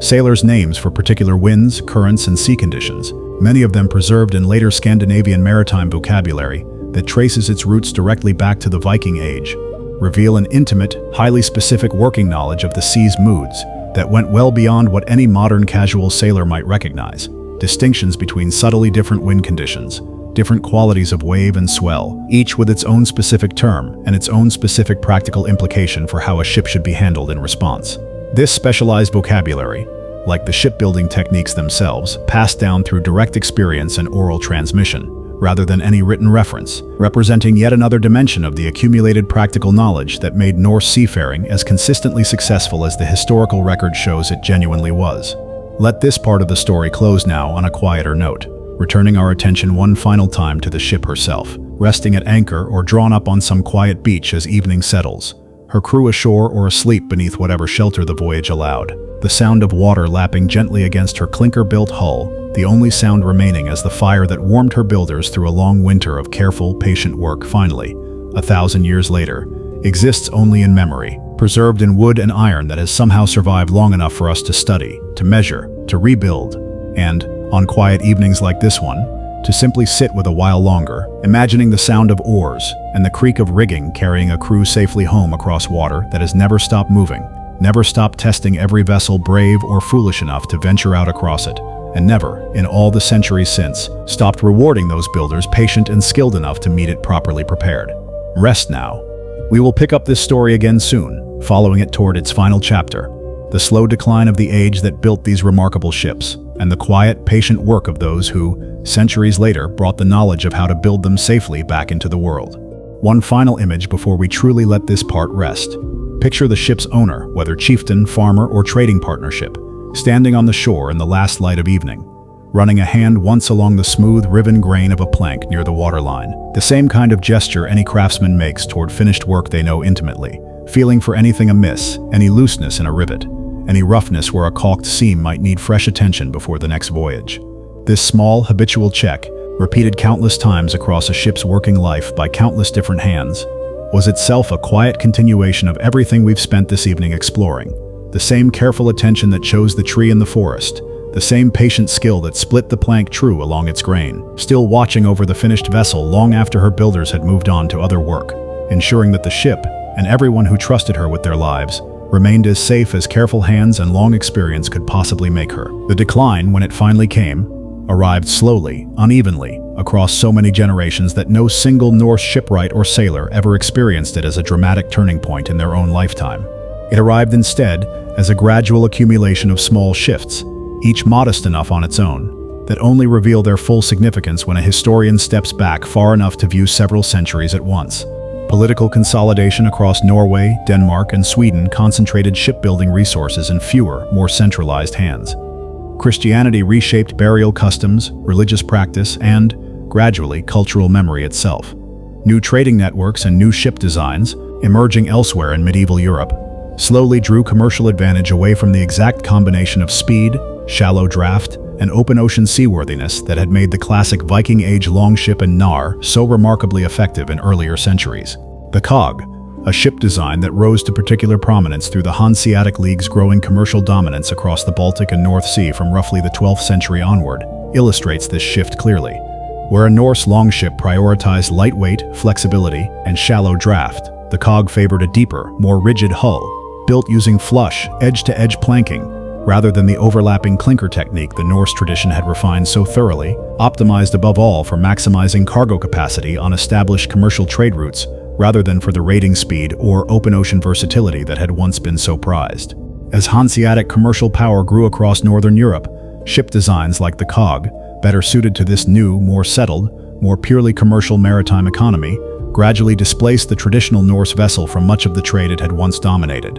This does not mean clinker construction itself disappeared, and it's worth being genuinely clear about this, because the story of decline is easy to overstate into something closer to sudden extinction than the truth actually supports. Clinker-built boats continued in active, unbroken use across Scandinavia and other parts of northern Europe for many centuries after the classic Viking Age drew to its close, surviving robustly in fishing boats, small coastal traders, and local ferries, vessels whose modest scale never required the kind of cargo-maximizing hull the cog and its successors offered, and whose builders continued to value exactly the lightness, flexibility, and relatively simple construction requirements the old technique had always provided. In many Norwegian coastal communities, in fact, traditional clinker boat building continued in direct, unbroken practical use, right through to the modern era. Examples of the same fundamental technique this entire story has explored, still being built today by craftsmen whose training traces back through an essentially unbroken chain of apprenticeship extending, in spirit if not in perfectly documented detail, back toward the Viking Age itself. What did fade, and fade fairly completely, was the specific combination of scale, martial purpose, and elaborate decorative tradition that defined the great longships, the dragon ships, the vessels that dominate popular imagination of the Viking Age today. As Scandinavian kingdoms consolidated into more conventional medieval European states, adopting the broader political, religious, and military structures common across the rest of Christian Europe, the particular raiding economy and the particular naval strategy that had made the great longships so valuable simply stopped being the dominant model of organized violence and commerce it had once been. Kings now built and commanded fleets, certainly, but increasingly according to broader medieval European naval conventions rather than the specific, highly specialized longship tradition that had defined earlier centuries, and the elaborate carved and painted dragon prows, the specific proportions optimized for beach landings and river raiding, gradually stopped being built at all. Not because the underlying craft skill had been lost, but because the particular social and military purpose that had called such vessels into being no longer existed in the form it once had. Let this transition settle for a moment, because there's something genuinely poignant in it, worth sitting with rather than rushing past. An entire, remarkably sophisticated engineering and artistic tradition, refined across centuries through countless individual ships, countless voyages, countless shipwrights passing hard-won knowledge to the next generation, did not end because anyone forgot how to build these vessels. It ended, gradually, because the world around the tradition changed, because the particular combination of political fragmentation, raiding economy, and long-distance trade that had called the great longship into existence gradually gave way to a different kind of medieval Europe, one where that particular vessel, however brilliantly engineered, simply no longer served the purpose it once had. This is worth remembering whenever we're tempted to think of technological or craft decline purely in terms of lost knowledge, skill fading from neglect or forgetting.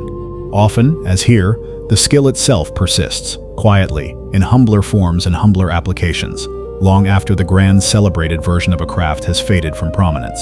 The Norse shipwrights' fundamental technique, the careful selection of curved timber, the patient riving of planks along the grain, the overlapping clinker construction, the iron rivets and roves, never actually vanished. It simply stopped being applied, for the most part, to building 90-foot dragon ships intended for cross-Atlantic voyages and coastal raiding, and continued instead in the quieter, more modest work of building the fishing boats and coastal craft that Norse and other Scandinavian communities continued to need and use, generation after generation, right through to the present day. It was this quiet, continuous survival, alongside the extraordinary archaeological discoveries we discussed earlier, the Gokstad and Oseberg ships, the 5 vessels raised from Roskilde Fjord at Skuldelev, that together made the remarkable modern reconstruction movement possible. Historians and shipwrights attempting to rebuild a faithful Viking Age vessel in the modern era were never starting from nothing, working purely from written description or archaeological measurement alone. They had, alongside the preserved ancient wrecks themselves, generations of continued, living clinker-building practice to draw upon. Craftsmen whose hands already understood, through direct unbroken tradition, many of the fundamental techniques a Viking Age shipwright would have used, even if the specific scale and decorative sophistication of the great longships themselves had to be relearned more directly from the archaeological evidence. Knarr, The Gokstad ship reconstruction we discussed in the first part of this story, sailed successfully across the Atlantic in 1893, represents perhaps the earliest and most historically significant of these modern efforts. But it was far from the last, and the decades since have seen an increasingly sophisticated and historically rigorous approach to Viking ship reconstruction develop, particularly in Scandinavia, where museums and research institutions have invested substantial resources into not merely building replica ships, but building them using tools, materials, and techniques as historically accurate as modern research can determine, treating each reconstruction as a genuine research project rather than simply a museum display piece or tourist attraction. The Viking Ship Museum in Roskilde, Denmark, built specifically to house and study the 5 vessels recovered from the fjord there, has become perhaps the single most important center for this kind of rigorous experimental archaeology, maintaining active boat-building workshops where craftsmen continue to build full-sized, sailing reconstructions of Viking-age vessels using period-accurate tools and techniques, testing not merely whether such ships could theoretically have performed as the sagas and archaeological evidence suggest, but directly, empirically confirming exactly how they actually handled under real sailing conditions, how many crew a particular design genuinely required, how fast such a vessel could realistically travel across open water, and countless other practical details no written source could have preserved with sufficient precision on its own. The largest of the Skuldelev warships, reconstructed at Roskilde as a vessel now called Havhangsten fra Glendalo, or Sea Stallion from Glendalo, referencing the Irish origin of the timber used to build the original ship she's modeled upon, was sailed on a genuine, demanding open-water voyage from Denmark to Ireland and back in the mid-2000s, a journey that generated an enormous wealth of direct empirical data about how such a vessel actually performs across a genuinely difficult, multi-week ocean crossing, data that has meaningfully refined historians' understanding of Viking-age seafaring capability in ways no amount of purely theoretical or archaeological study alone could have achieved. These reconstruction voyages have consistently confirmed something that deserves real emphasis before we move any further. The ships the sagas describe, however dramatic and occasionally embellished the surrounding stories might be, were not exaggerations of what wooden Iron Age technology could actually achieve. A crew handling a faithful reconstruction of a Viking longship under genuine open ocean conditions experiences directly, in their own bodies, exactly the kind of speed, responsiveness, and yes, genuine discomfort and danger that Norse sailors 1,000 years earlier would have experienced. And the consistent testimony of modern crews who have undertaken these voyages is one of real, sometimes startled respect for just how capable these vessels genuinely are, how quickly they can move under favorable wind, how remarkably well the flexible clinker hull handles rough water that a more rigid modern vessel might find genuinely dangerous. This modern reconstruction work has also revealed the sheer scale of resources an authentic build actually requires, confirming in very direct practical terms much of what historians had already estimated regarding the economic cost of Viking-age shipbuilding.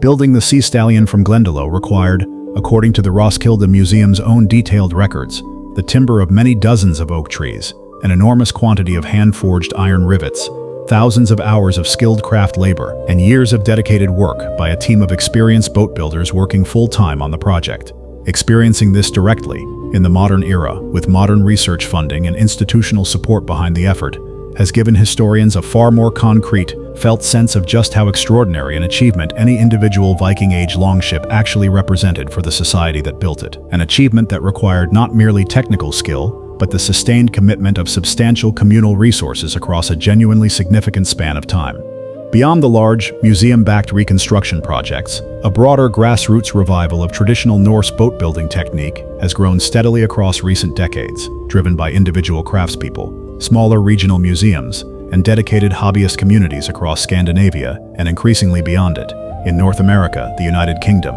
and elsewhere, wherever people have developed a serious interest in learning and practicing these traditional techniques for themselves. Workshops and courses in traditional clinker boat building, often taught by craftsmen who learned initially through the same unbroken regional traditions we discussed earlier, now welcome students from well beyond Scandinavia itself, spreading this ancient craft knowledge to an increasingly international community of practitioners who value it not merely as historical curiosity, but as a genuinely worthwhile, still relevant approach to building small wooden boats. This broader revival matters for reasons beyond simple historical preservation, because clinker construction, it turns out, offers genuine practical advantages that remain relevant even in an era of fiberglass, aluminum, and modern engineered materials. A well-built clinker hull remains remarkably light for its strength, flexible in ways that can genuinely improve a small boat's handling and comfort in rough water, and, For craftspeople drawn to traditional woodworking more broadly, deeply satisfying to build using hand tools and techniques that connect the modern builder directly to a craft tradition extending back well over 1,000 years.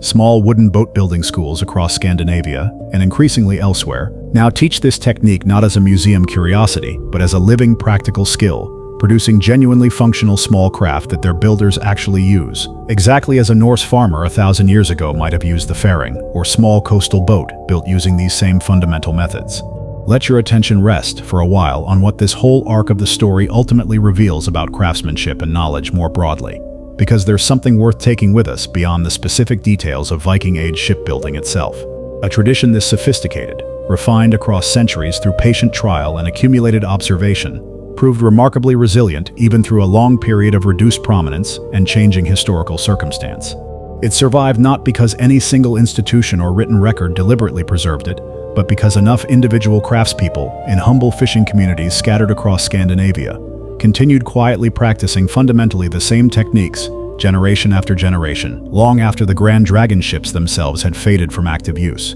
And when historians and archaeologists finally turned their full, careful attention back toward this tradition, first through the remarkable burial mound discoveries of the 19th century, then through decades of increasingly sophisticated experimental archaeology, they found a craft tradition whose fundamental principles, tested and refined over centuries, proved every bit as sound and effective as the sagas had always claimed. Let us turn now to a related thread worth exploring in its own right: how our modern understanding of the Viking Age itself, shipbuilding included, has shifted considerably even within relatively recent historical scholarship, moving away from some of the more sensationalized, purely rating-focused popular images that dominated earlier historical writing and popular culture, toward a fuller, more balanced picture that gives proper weight to trade, exploration, craftsmanship, and settlement alongside the undeniable reality of Viking-age violence and raiding. This shift matters for how we understand shipbuilding specifically, because a purely rating-focused narrative naturally emphasizes the longship almost exclusively, at the expense of the knarr, the faering, and the countless humbler working vessels that, as we discussed earlier, actually made up the overwhelming majority of what Norse shipwrights built across any given year. Modern archaeology and historical scholarship increasingly emphasize this broader picture, recognizing that the same technical brilliance evident in the great longships applied equally to the vessels that carried settlers to Iceland, traders along Russian rivers to Byzantium, and fishermen out to the modest daily work that sustained ordinary coastal communities across the whole of the Norse world. This fuller picture doesn't diminish the genuine achievement represented by the great longships and the dramatic voyages associated with them. It simply places that achievement within its proper broader context, as the most visible and dramatic expression of a shipbuilding tradition whose real depth and sophistication touched nearly every aspect of Norse society, not merely its warfare and raiding. This broader context also helps explain something that might otherwise seem puzzling: how a society without writing in any developed, widespread sense, without centralized state institutions of the kind that typically preserve and transmit complex technical knowledge across generations and other historical contexts, nonetheless managed to sustain and continuously refine such a sophisticated engineering tradition across so many centuries. The answer lies precisely in the breadth and everyday integration of shipbuilding knowledge throughout Norse society that we've traced across this entire story.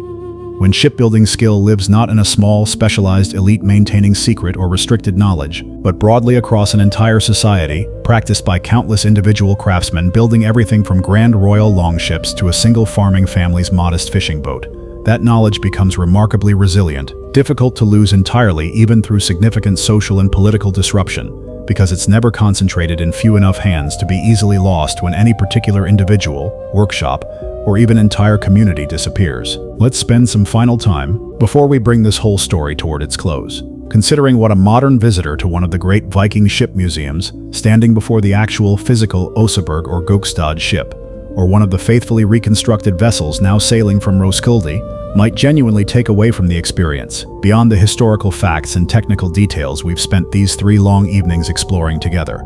There is something in the direct physical presence of these ships, the actual grain of 1,000-year-old oak still visible beneath careful modern conservation, the actual curve of a hull shaped entirely by hand and eye without any drafting tool more sophisticated than a bent length of cord, that communicates something written history alone cannot quite convey. The simple, undeniable fact that human beings, working with remarkably modest tools and materials, patient skill, and generations of accumulated observation, are capable of achieving genuinely extraordinary things. This is, perhaps, the quietest and most enduring lesson this entire story of Viking shipbuilding ultimately offers, one worth carrying with you as your own attention drifts now towards sleep.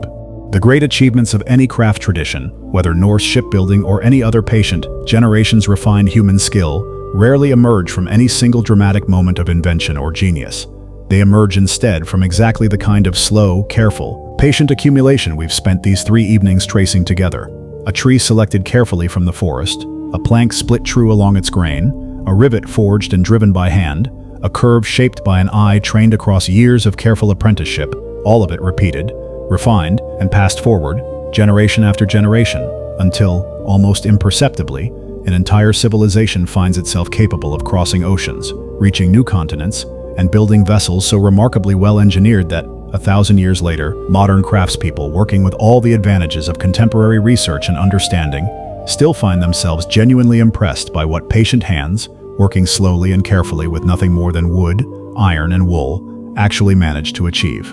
Let us return, for a while, to some of the more specific technical details of the archaeological process itself, because understanding exactly how historians and scientists actually determine a ship's age, origin, and construction history reveals its own quiet fascination, worth exploring before we let this story rest.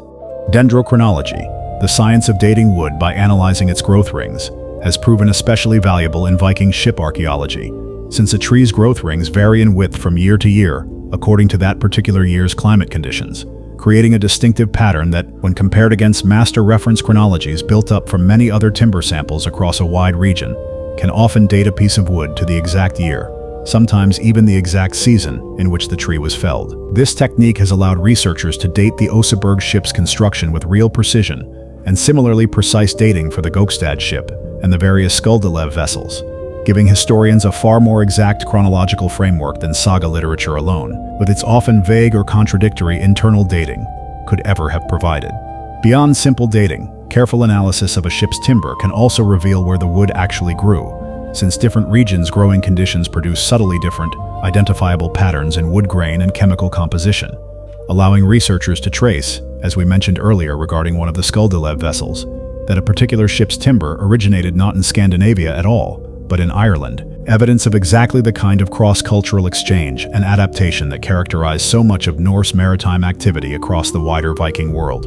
Modern conservation science, too, deserves a moment's real appreciation, because preserving timber that has spent 1,000 years buried in waterlogged ground or seabed sediment presents genuinely difficult technical challenges. Waterlogged ancient wood, once exposed to open air after excavation, can warp, crack, and disintegrate rapidly as it dries, unless conservators carefully replace the water within the wood's cellular structure with a stabilizing compound, historically polyethylene glycol, applied gradually over a period that can extend across many years for a large object like a ship's hull, allowing the wood to dry slowly and evenly enough to prevent the kind of catastrophic structural damage that rapid, uncontrolled drying would otherwise cause. The Oseberg and Gokstad ships displayed today in Norwegian museums exist in their current, remarkably well-preserved condition only because of this patient, technically demanding conservation work, undertaken by specialists whose careful craft, in its own way, honors the same patient, skilled attention the original Norse shipwrights brought to building these vessels in the first place. Let's turn our attention toward the wider comparative context, because understanding how Norse shipbuilding compared to other contemporary maritime traditions around the medieval world helps illuminate exactly what made the Norse approach so distinctively effective for its particular purposes. Mediterranean shipbuilding traditions of the same general era, developing in the context of the relatively calmer, more predictable waters of the Mediterranean Sea, favored different fundamental approaches, generally building frame first rather than shell first, constructing an internal skeleton of ribs before attaching outer planking, the reverse of the Norse clinker sequence we discussed at length in the first part of this story. Mediterranean vessels also typically employed smooth, flush planking rather than the overlapping clinker technique, an approach well suited to the calmer waters and different sailing conditions typical of Mediterranean seafaring, but less suited to the specific combination of open ocean seaworthiness, shallow draft river capability, and light, portable construction that Norse sailors, facing the genuinely different demands of North Atlantic and Baltic waters, particularly required. This comparison isn't meant to suggest either tradition was simply superior to the other in any absolute sense. Rather, it illustrates how thoroughly each shipbuilding tradition around the medieval world developed in direct, intelligent response to its own particular local conditions, available materials, and practical needs. a Mediterranean shipwright building for the relatively calm, predictable waters and established coastal trade routes of that inland sea, faced a genuinely different engineering problem than a Norse shipwright building for the far more volatile, unpredictable open Atlantic and the specific demands of river portage and beach landing that Norse strategic and commercial practice required. Each tradition, judged fairly on its own terms and against its own particular purposes, represents a genuinely sophisticated, well-reasoned engineering solution, refined over centuries of accumulated practical experience specific to its own maritime environment. East Asian shipbuilding traditions, developing largely in isolation from either European tradition, offer their own instructive comparison,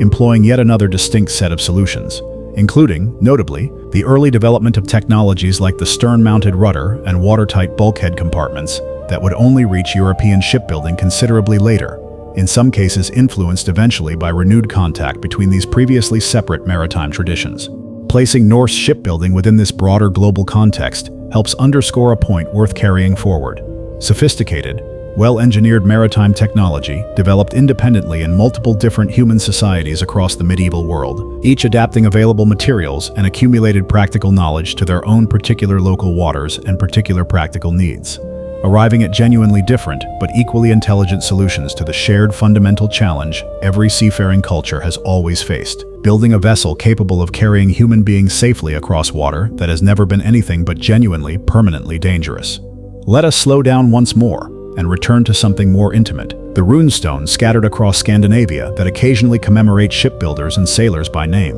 offering a rare, direct glimpse of individual craftsmen whose skill their communities considered worth memorializing permanently in carved stone. These runestones, typically raised by family members in memory of the dead, sometimes specifically note that the person being commemorated built ships, or died on a voyage, or was known for some particular seafaring achievement. Brief inscriptions that, however sparse compared to a full saga narrative, represent some of the only surviving direct textual evidence from the Viking Age itself, carved by people who actually lived through the era rather than written down generations later by saga authors working from oral tradition. A runestone commemorating a shipbuilder communicates, in its own quiet way, something genuinely important about how Norse society valued this particular craft, treating skilled shipbuilding as an achievement worth the same kind of permanent public commemoration typically reserved for notable warriors, respected community leaders, or other figures whose lives a family considered worth memorializing for future generations to encounter.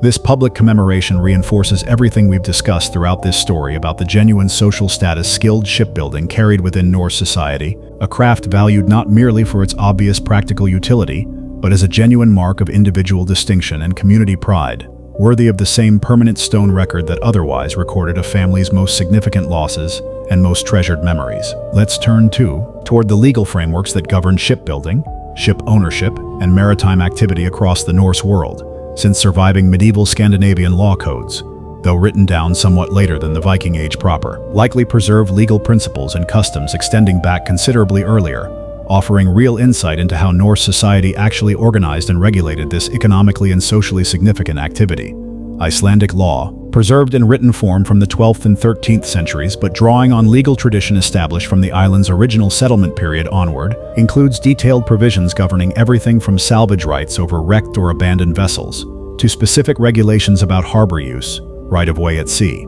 and the resolution of disputes between joint owners of a shared vessel, exactly the kind of cooperative ownership arrangement we discussed earlier in this story. These legal provisions reveal a society that took maritime activity seriously enough to develop genuinely sophisticated legal frameworks around it, anticipating and addressing exactly the kind of disputes and practical complications that inevitably arise whenever valuable property, considerable financial investment, and genuine physical danger combine, as they so thoroughly did in any significant Norse shipbuilding or seafaring undertaking. A society's legal system, in this sense, offers its own quiet testimony to how central and how valuable an activity like shipbuilding had become to Norse economic and social life more broadly, worthy of exactly the kind of detailed legal attention otherwise reserved for matters like land ownership, inheritance, and other clearly significant areas of medieval Scandinavian law. Let your attention rest too for a while on the particular experience of Iceland's Althing, the annual assembly where free Icelandic farmers gathered to resolve disputes, pass laws, and conduct the collective business of their still developing island society, an assembly that itself depended entirely on the very ships and maritime infrastructure this story has spent so long exploring. Delegates traveled to the Althing's meeting site, often considerable distances across difficult terrain or along Iceland's own coastal waters, using exactly the kind of modest coastal vessels, the faering and similar small craft, we discussed earlier as the humble, everyday backbone of ordinary Norse maritime life. The functioning of Icelandic self-governance itself, in this sense, depended in some real, practical way on the same shipbuilding tradition that carried the island's original settlers across the North Atlantic in the first place. One more thread connecting the grand story of Norse shipbuilding to the genuinely everyday, practical texture of how Norse society actually organized and governed itself.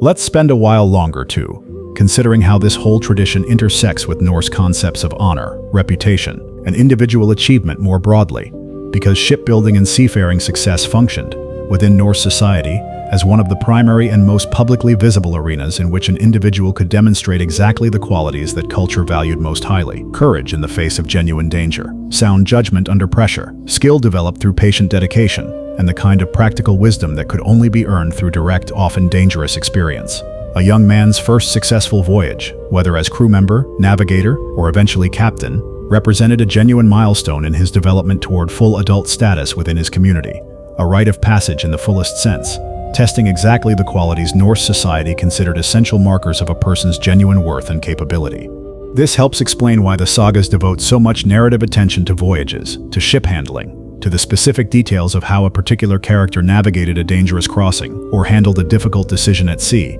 details that might seem, to a modern reader unfamiliar with this cultural context, like excessive technical digression from the more conventionally dramatic elements of feud, romance, and conflict that also fill saga literature.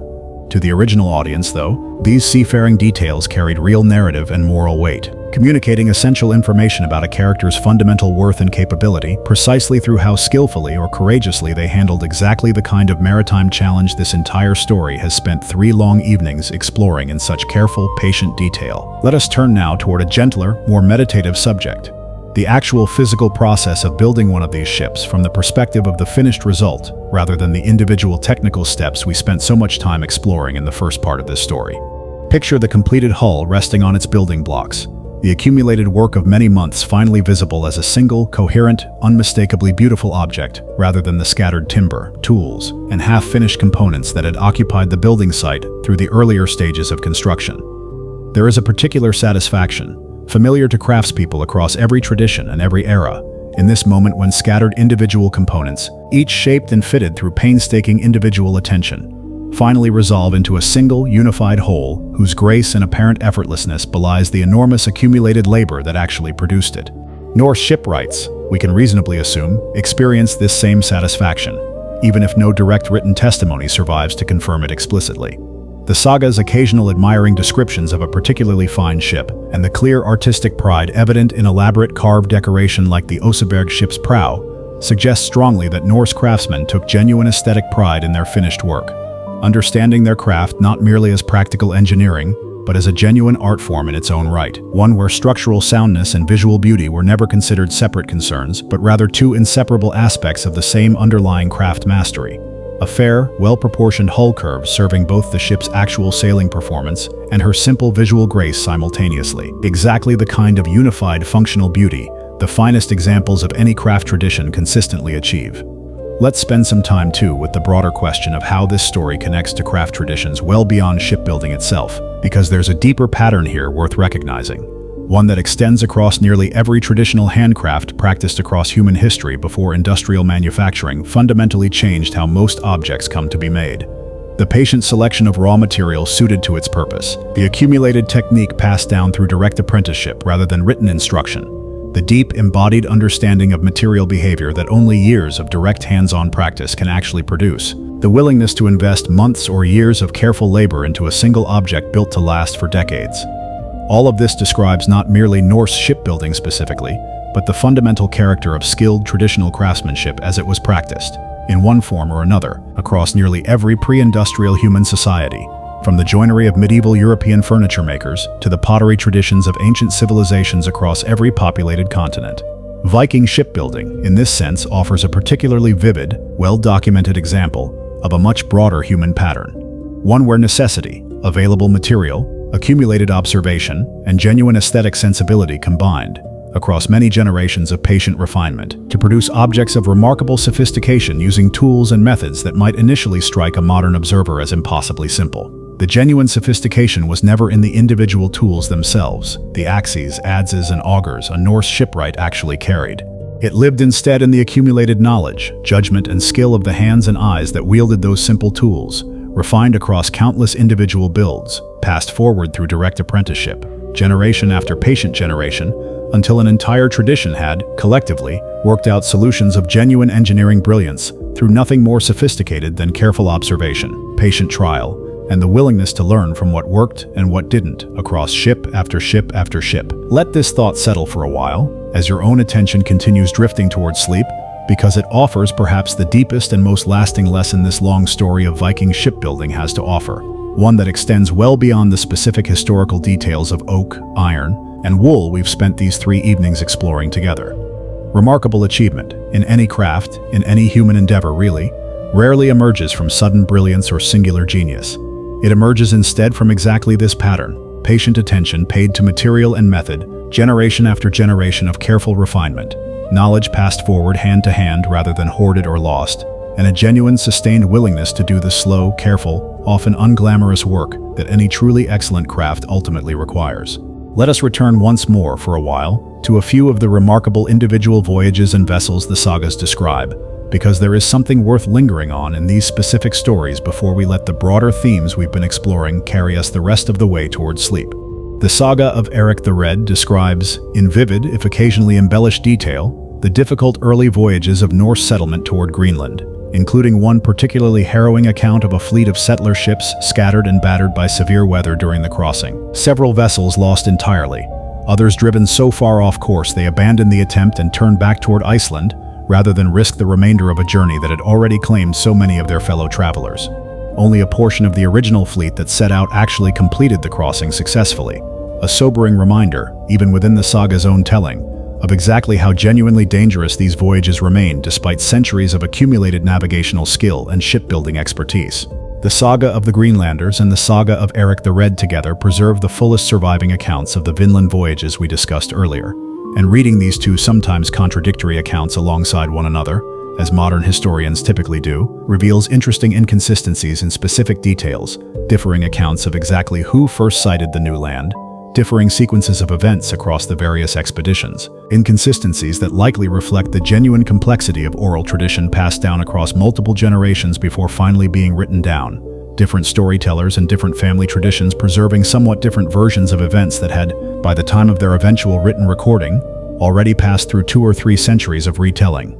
This textual complexity doesn't undermine the saga's fundamental historical value, particularly regarding the practical details of shipbuilding and seafaring technique that form the core subject of this story. Rather, it offers a useful reminder that saga literature functions as a genuinely complex historical source, blending authentic historical memory, evolving oral storytelling tradition, and the particular narrative interests and concerns of whatever Icelandic author or authors eventually committed a given saga to written form, centuries after the events it describes originally occurred.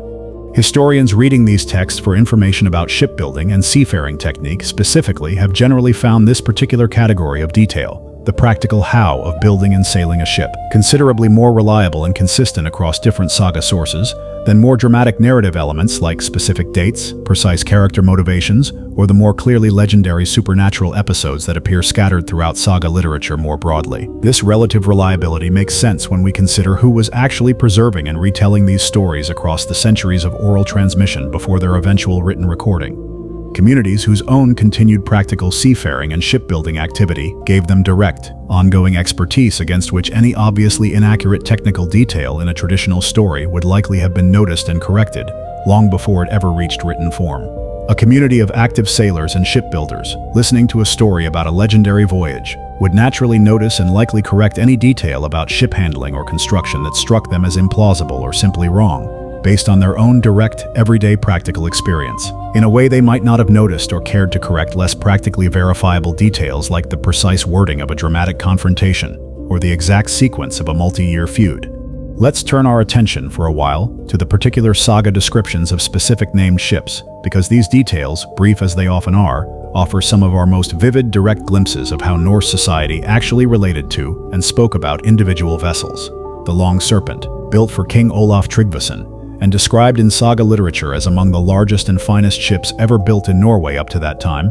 appears prominently in the saga account of the Battle of Svolder we discussed earlier. Her sheer size and fine construction serving, within the saga's own telling, as a kind of visible symbol of Olaf's royal ambition and temporary naval supremacy, a symbolism that made her eventual loss in that same battle all the more dramatically significant within the broader narrative the saga constructs around Olaf's rise and eventual fall. Such named, individually celebrated ships represent, of course, only a tiny fraction of the countless vessels Norse shipwrights actually built across the many centuries this tradition flourished. The visible, saga-worthy peak of an enormous iceberg whose much larger submerged bulk consisted of exactly the humbler, unnamed fishing boats and coastal traders we've returned to repeatedly throughout this story. But these celebrated named ships matter for understanding Norse culture's own relationship to shipbuilding as a valued, prestigious craft, offering direct textual evidence of exactly how consciously and deliberately Norse society recognized and celebrated genuine excellence in this particular domain, treating a truly outstanding ship as worthy of the same kind of individual fame and lasting memory otherwise reserved for great warriors, wise law speakers, and other figures whose exceptional individual achievement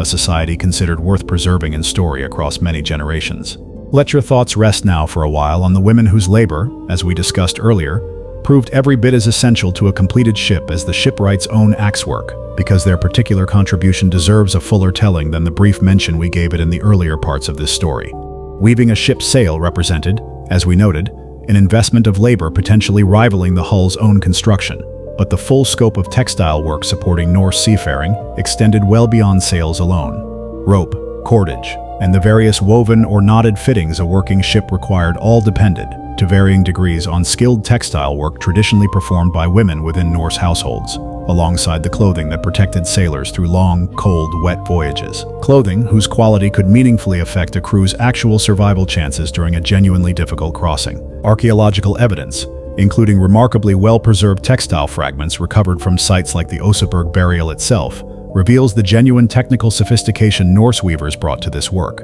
employing warp-weighted looms capable of producing the large, dense, relatively wind-resistant fabric a ship's sail actually required, using techniques and equipment that themselves represented their own considerable craft tradition, refined across generations of skilled practice in ways directly comparable to the shipwright's own accumulated woodworking expertise.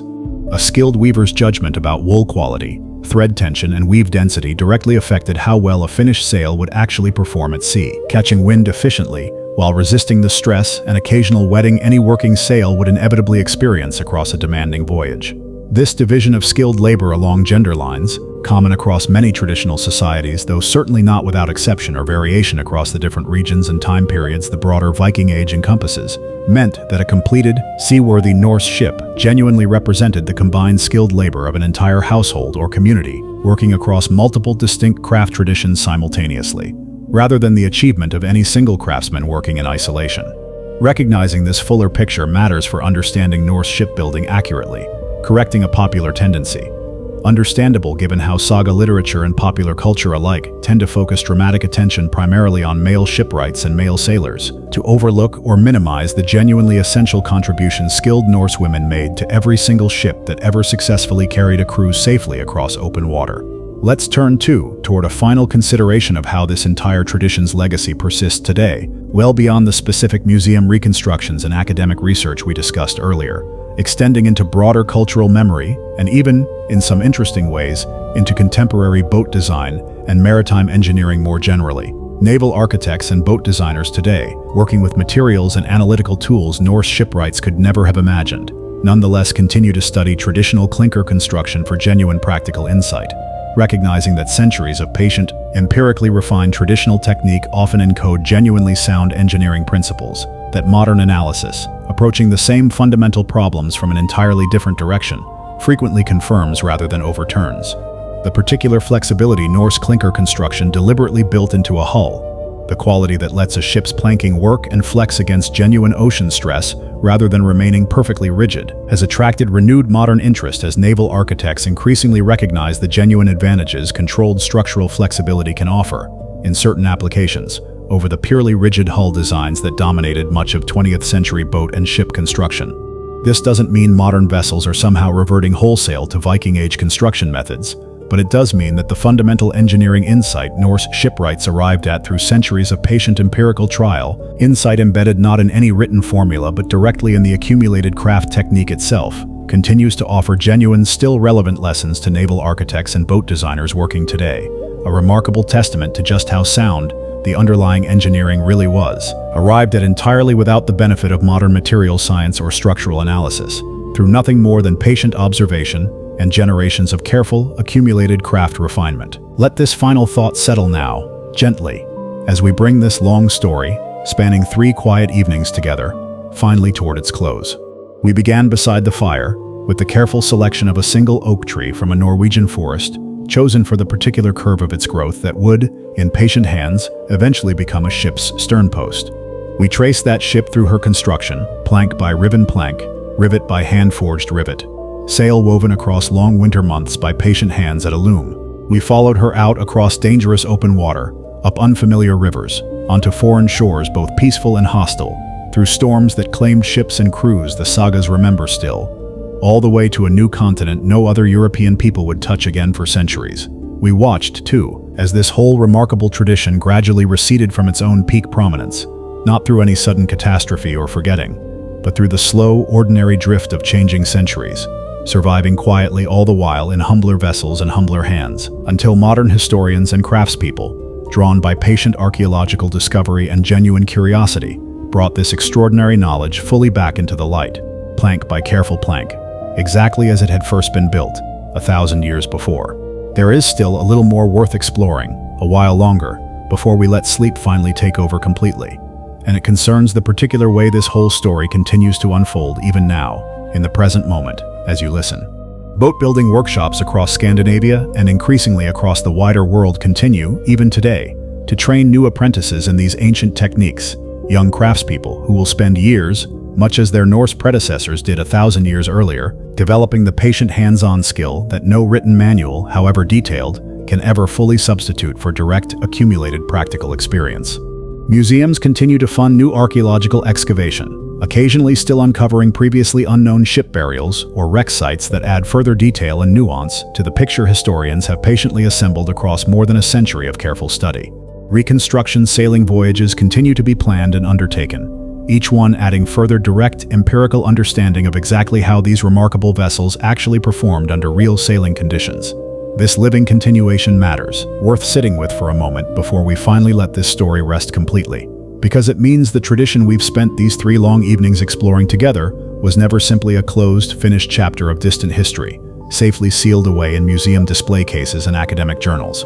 It remains, in a real and ongoing sense, a living craft, practiced today by real craftspeople, whose hands, guided by patient study of ancient wrecks and by the unbroken thread of traditional technique that never entirely disappeared even through the tradition's centuries of reduced prominence, continue to build genuine seaworthy vessels using fundamentally the same methods, the same careful attention to timber grain, the same patient riveting, the same deep respect for material and craft that guided every Norse shipwright whose work we've spent this story exploring. Let your final thoughts, as sleep finally arrives, rest gently on this image. A modern boat-building workshop, somewhere along the Norwegian coast perhaps, or in Denmark, or increasingly in workshops scattered across the wider world, wherever this ancient craft has found new practitioners. Quiet but for the steady sound of an axe shaping a plank, the same fundamental sound, the same fundamental skill that would have filled a Norse shipbuilding site 1,000 years earlier, connecting a modern craftsperson's patient hands directly to a tradition that has never actually stopped, not truly,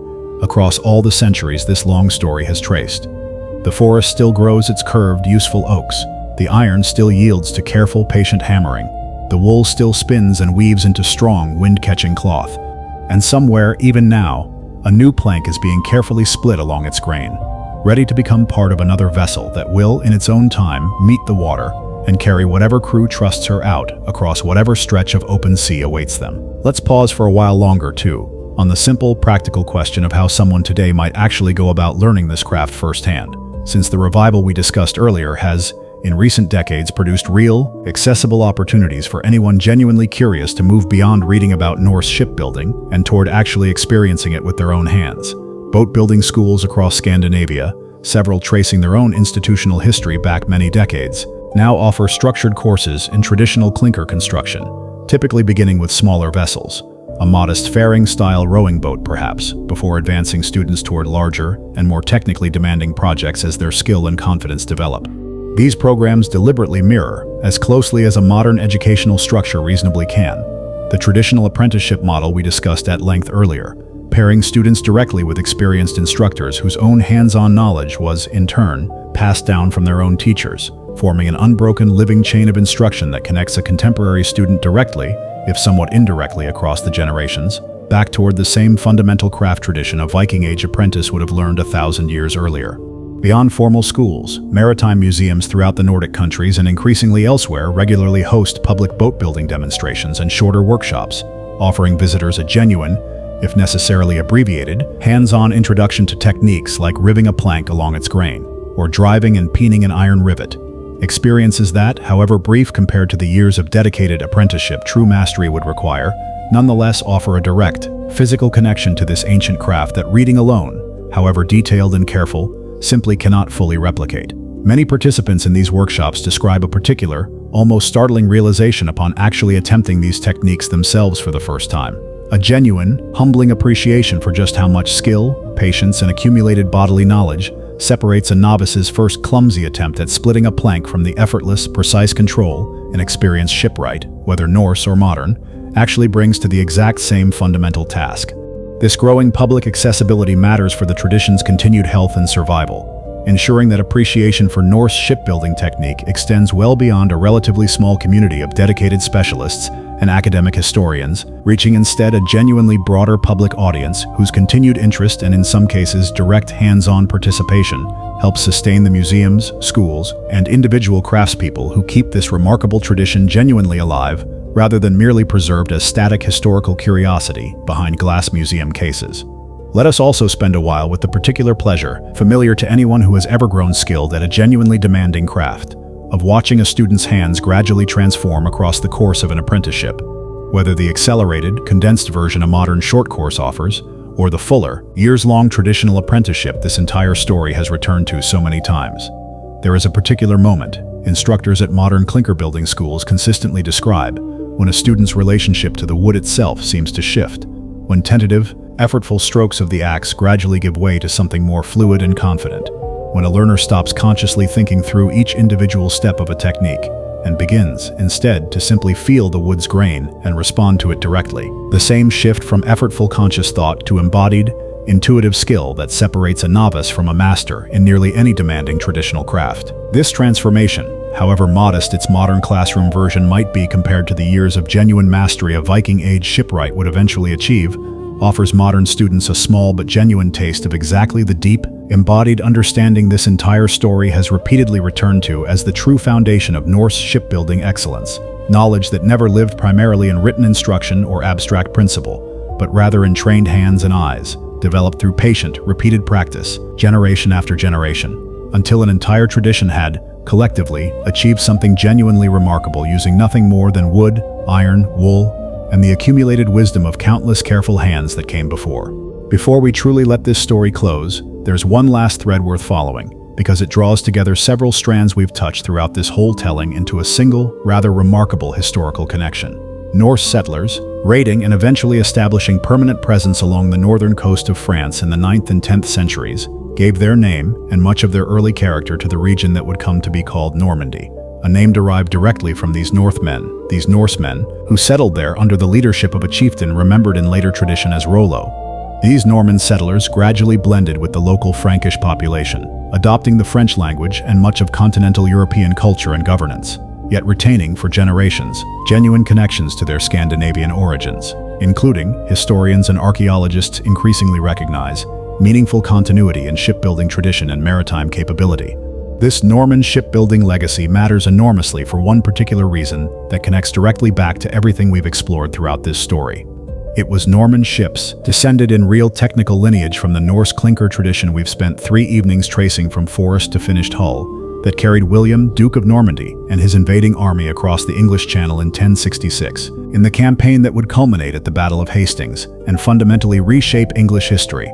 The famous Bayeux Tapestry, embroidered shortly after these events to commemorate the Norman conquest, depicts these very ships in vivid, detailed imagery. Vessels whose overlapping clinker planking, curved prows, and general proportions remain clearly, unmistakably recognizable as direct descendants of the classic Norse ship design this entire story has explored in such careful detail, even after a century or more of Norman cultural blending with continental French tradition. There is something worth sitting with in this connection, a reminder that the Norse shipbuilding tradition's influence extended, in ways not always immediately obvious, well beyond the more commonly celebrated Viking voyages to Iceland, Greenland, and Vinland we discussed at length earlier in this story. The same fundamental clinker building technique, the same accumulated craft knowledge originally refined in Norwegian and Danish shipyards, quietly shaped one of medieval Europe's most consequential military campaigns, carried across the Channel not by dragon-proud longships flying openly Norse banners, but by their Norman descendants, built by shipwrights whose own craft tradition traced back, in an unbroken practical lineage, to exactly the forests, tools, and techniques this story began with 3 evenings ago. Let your thoughts rest too for a moment longer on how many other quiet historical threads like this one likely remain only partially traced, connections between Norse shipbuilding technique and later European maritime development that historians continue to investigate and refine even now. Each new piece of archaeological evidence, each new careful study of surviving ship timber, potentially revealing further unexpected continuities between this remarkable Norse tradition and the broader sweep of later medieval and even early modern European seafaring. The story we've told across these 3 evenings, however long and detailed it has been, still represents only what current historical and archaeological understanding allows us to confidently trace. The full picture, as with any genuinely rich historical subject, likely remains somewhat larger and more intricately connected than any single telling, however patient and thorough, could ever fully capture. There is a particular satisfaction, too, in recognizing that this Norman connection means the Norse shipbuilding tradition's influence, however transformed by generations of continental blending, ultimately touched nearly every corner of what would become medieval and early modern England. Since the Norman conquest reshaped English governance, language, and culture so thoroughly across the centuries that followed, a tradition that began with careful hands selecting a single curved oak from a Norwegian forest, refined across centuries of patient apprenticeship and accumulated craft wisdom, carried Norse settlers to Iceland and Greenland, briefly to North America, deep into the river systems of Eastern Europe toward Byzantium, and ultimately, transformed through generations of Norman adaptation, played its own quiet part in one of the most consequential single military campaigns in English history. Few craft traditions, in the full sweep of human history, can claim quite this breadth of genuine, traceable historical influence, extending from Arctic settlement to Mediterranean trade, to the political transformation of medieval England, all of it resting, ultimately, on the same fundamental technique this story has spent 3 long evenings exploring: a plank, split true along its grain, fastened with a hand-forged rivet, shaped by patient hands into a hull capable of carrying human beings safely across water that has never once stopped testing every vessel and every crew brave enough to meet it. Rest now, fully. The story is complete, though the craft itself, as we've seen, never really ended at all. Let the sound of water against old, patient wood carry you the rest of the way into sleep, and know that somewhere, tonight, this remarkable tradition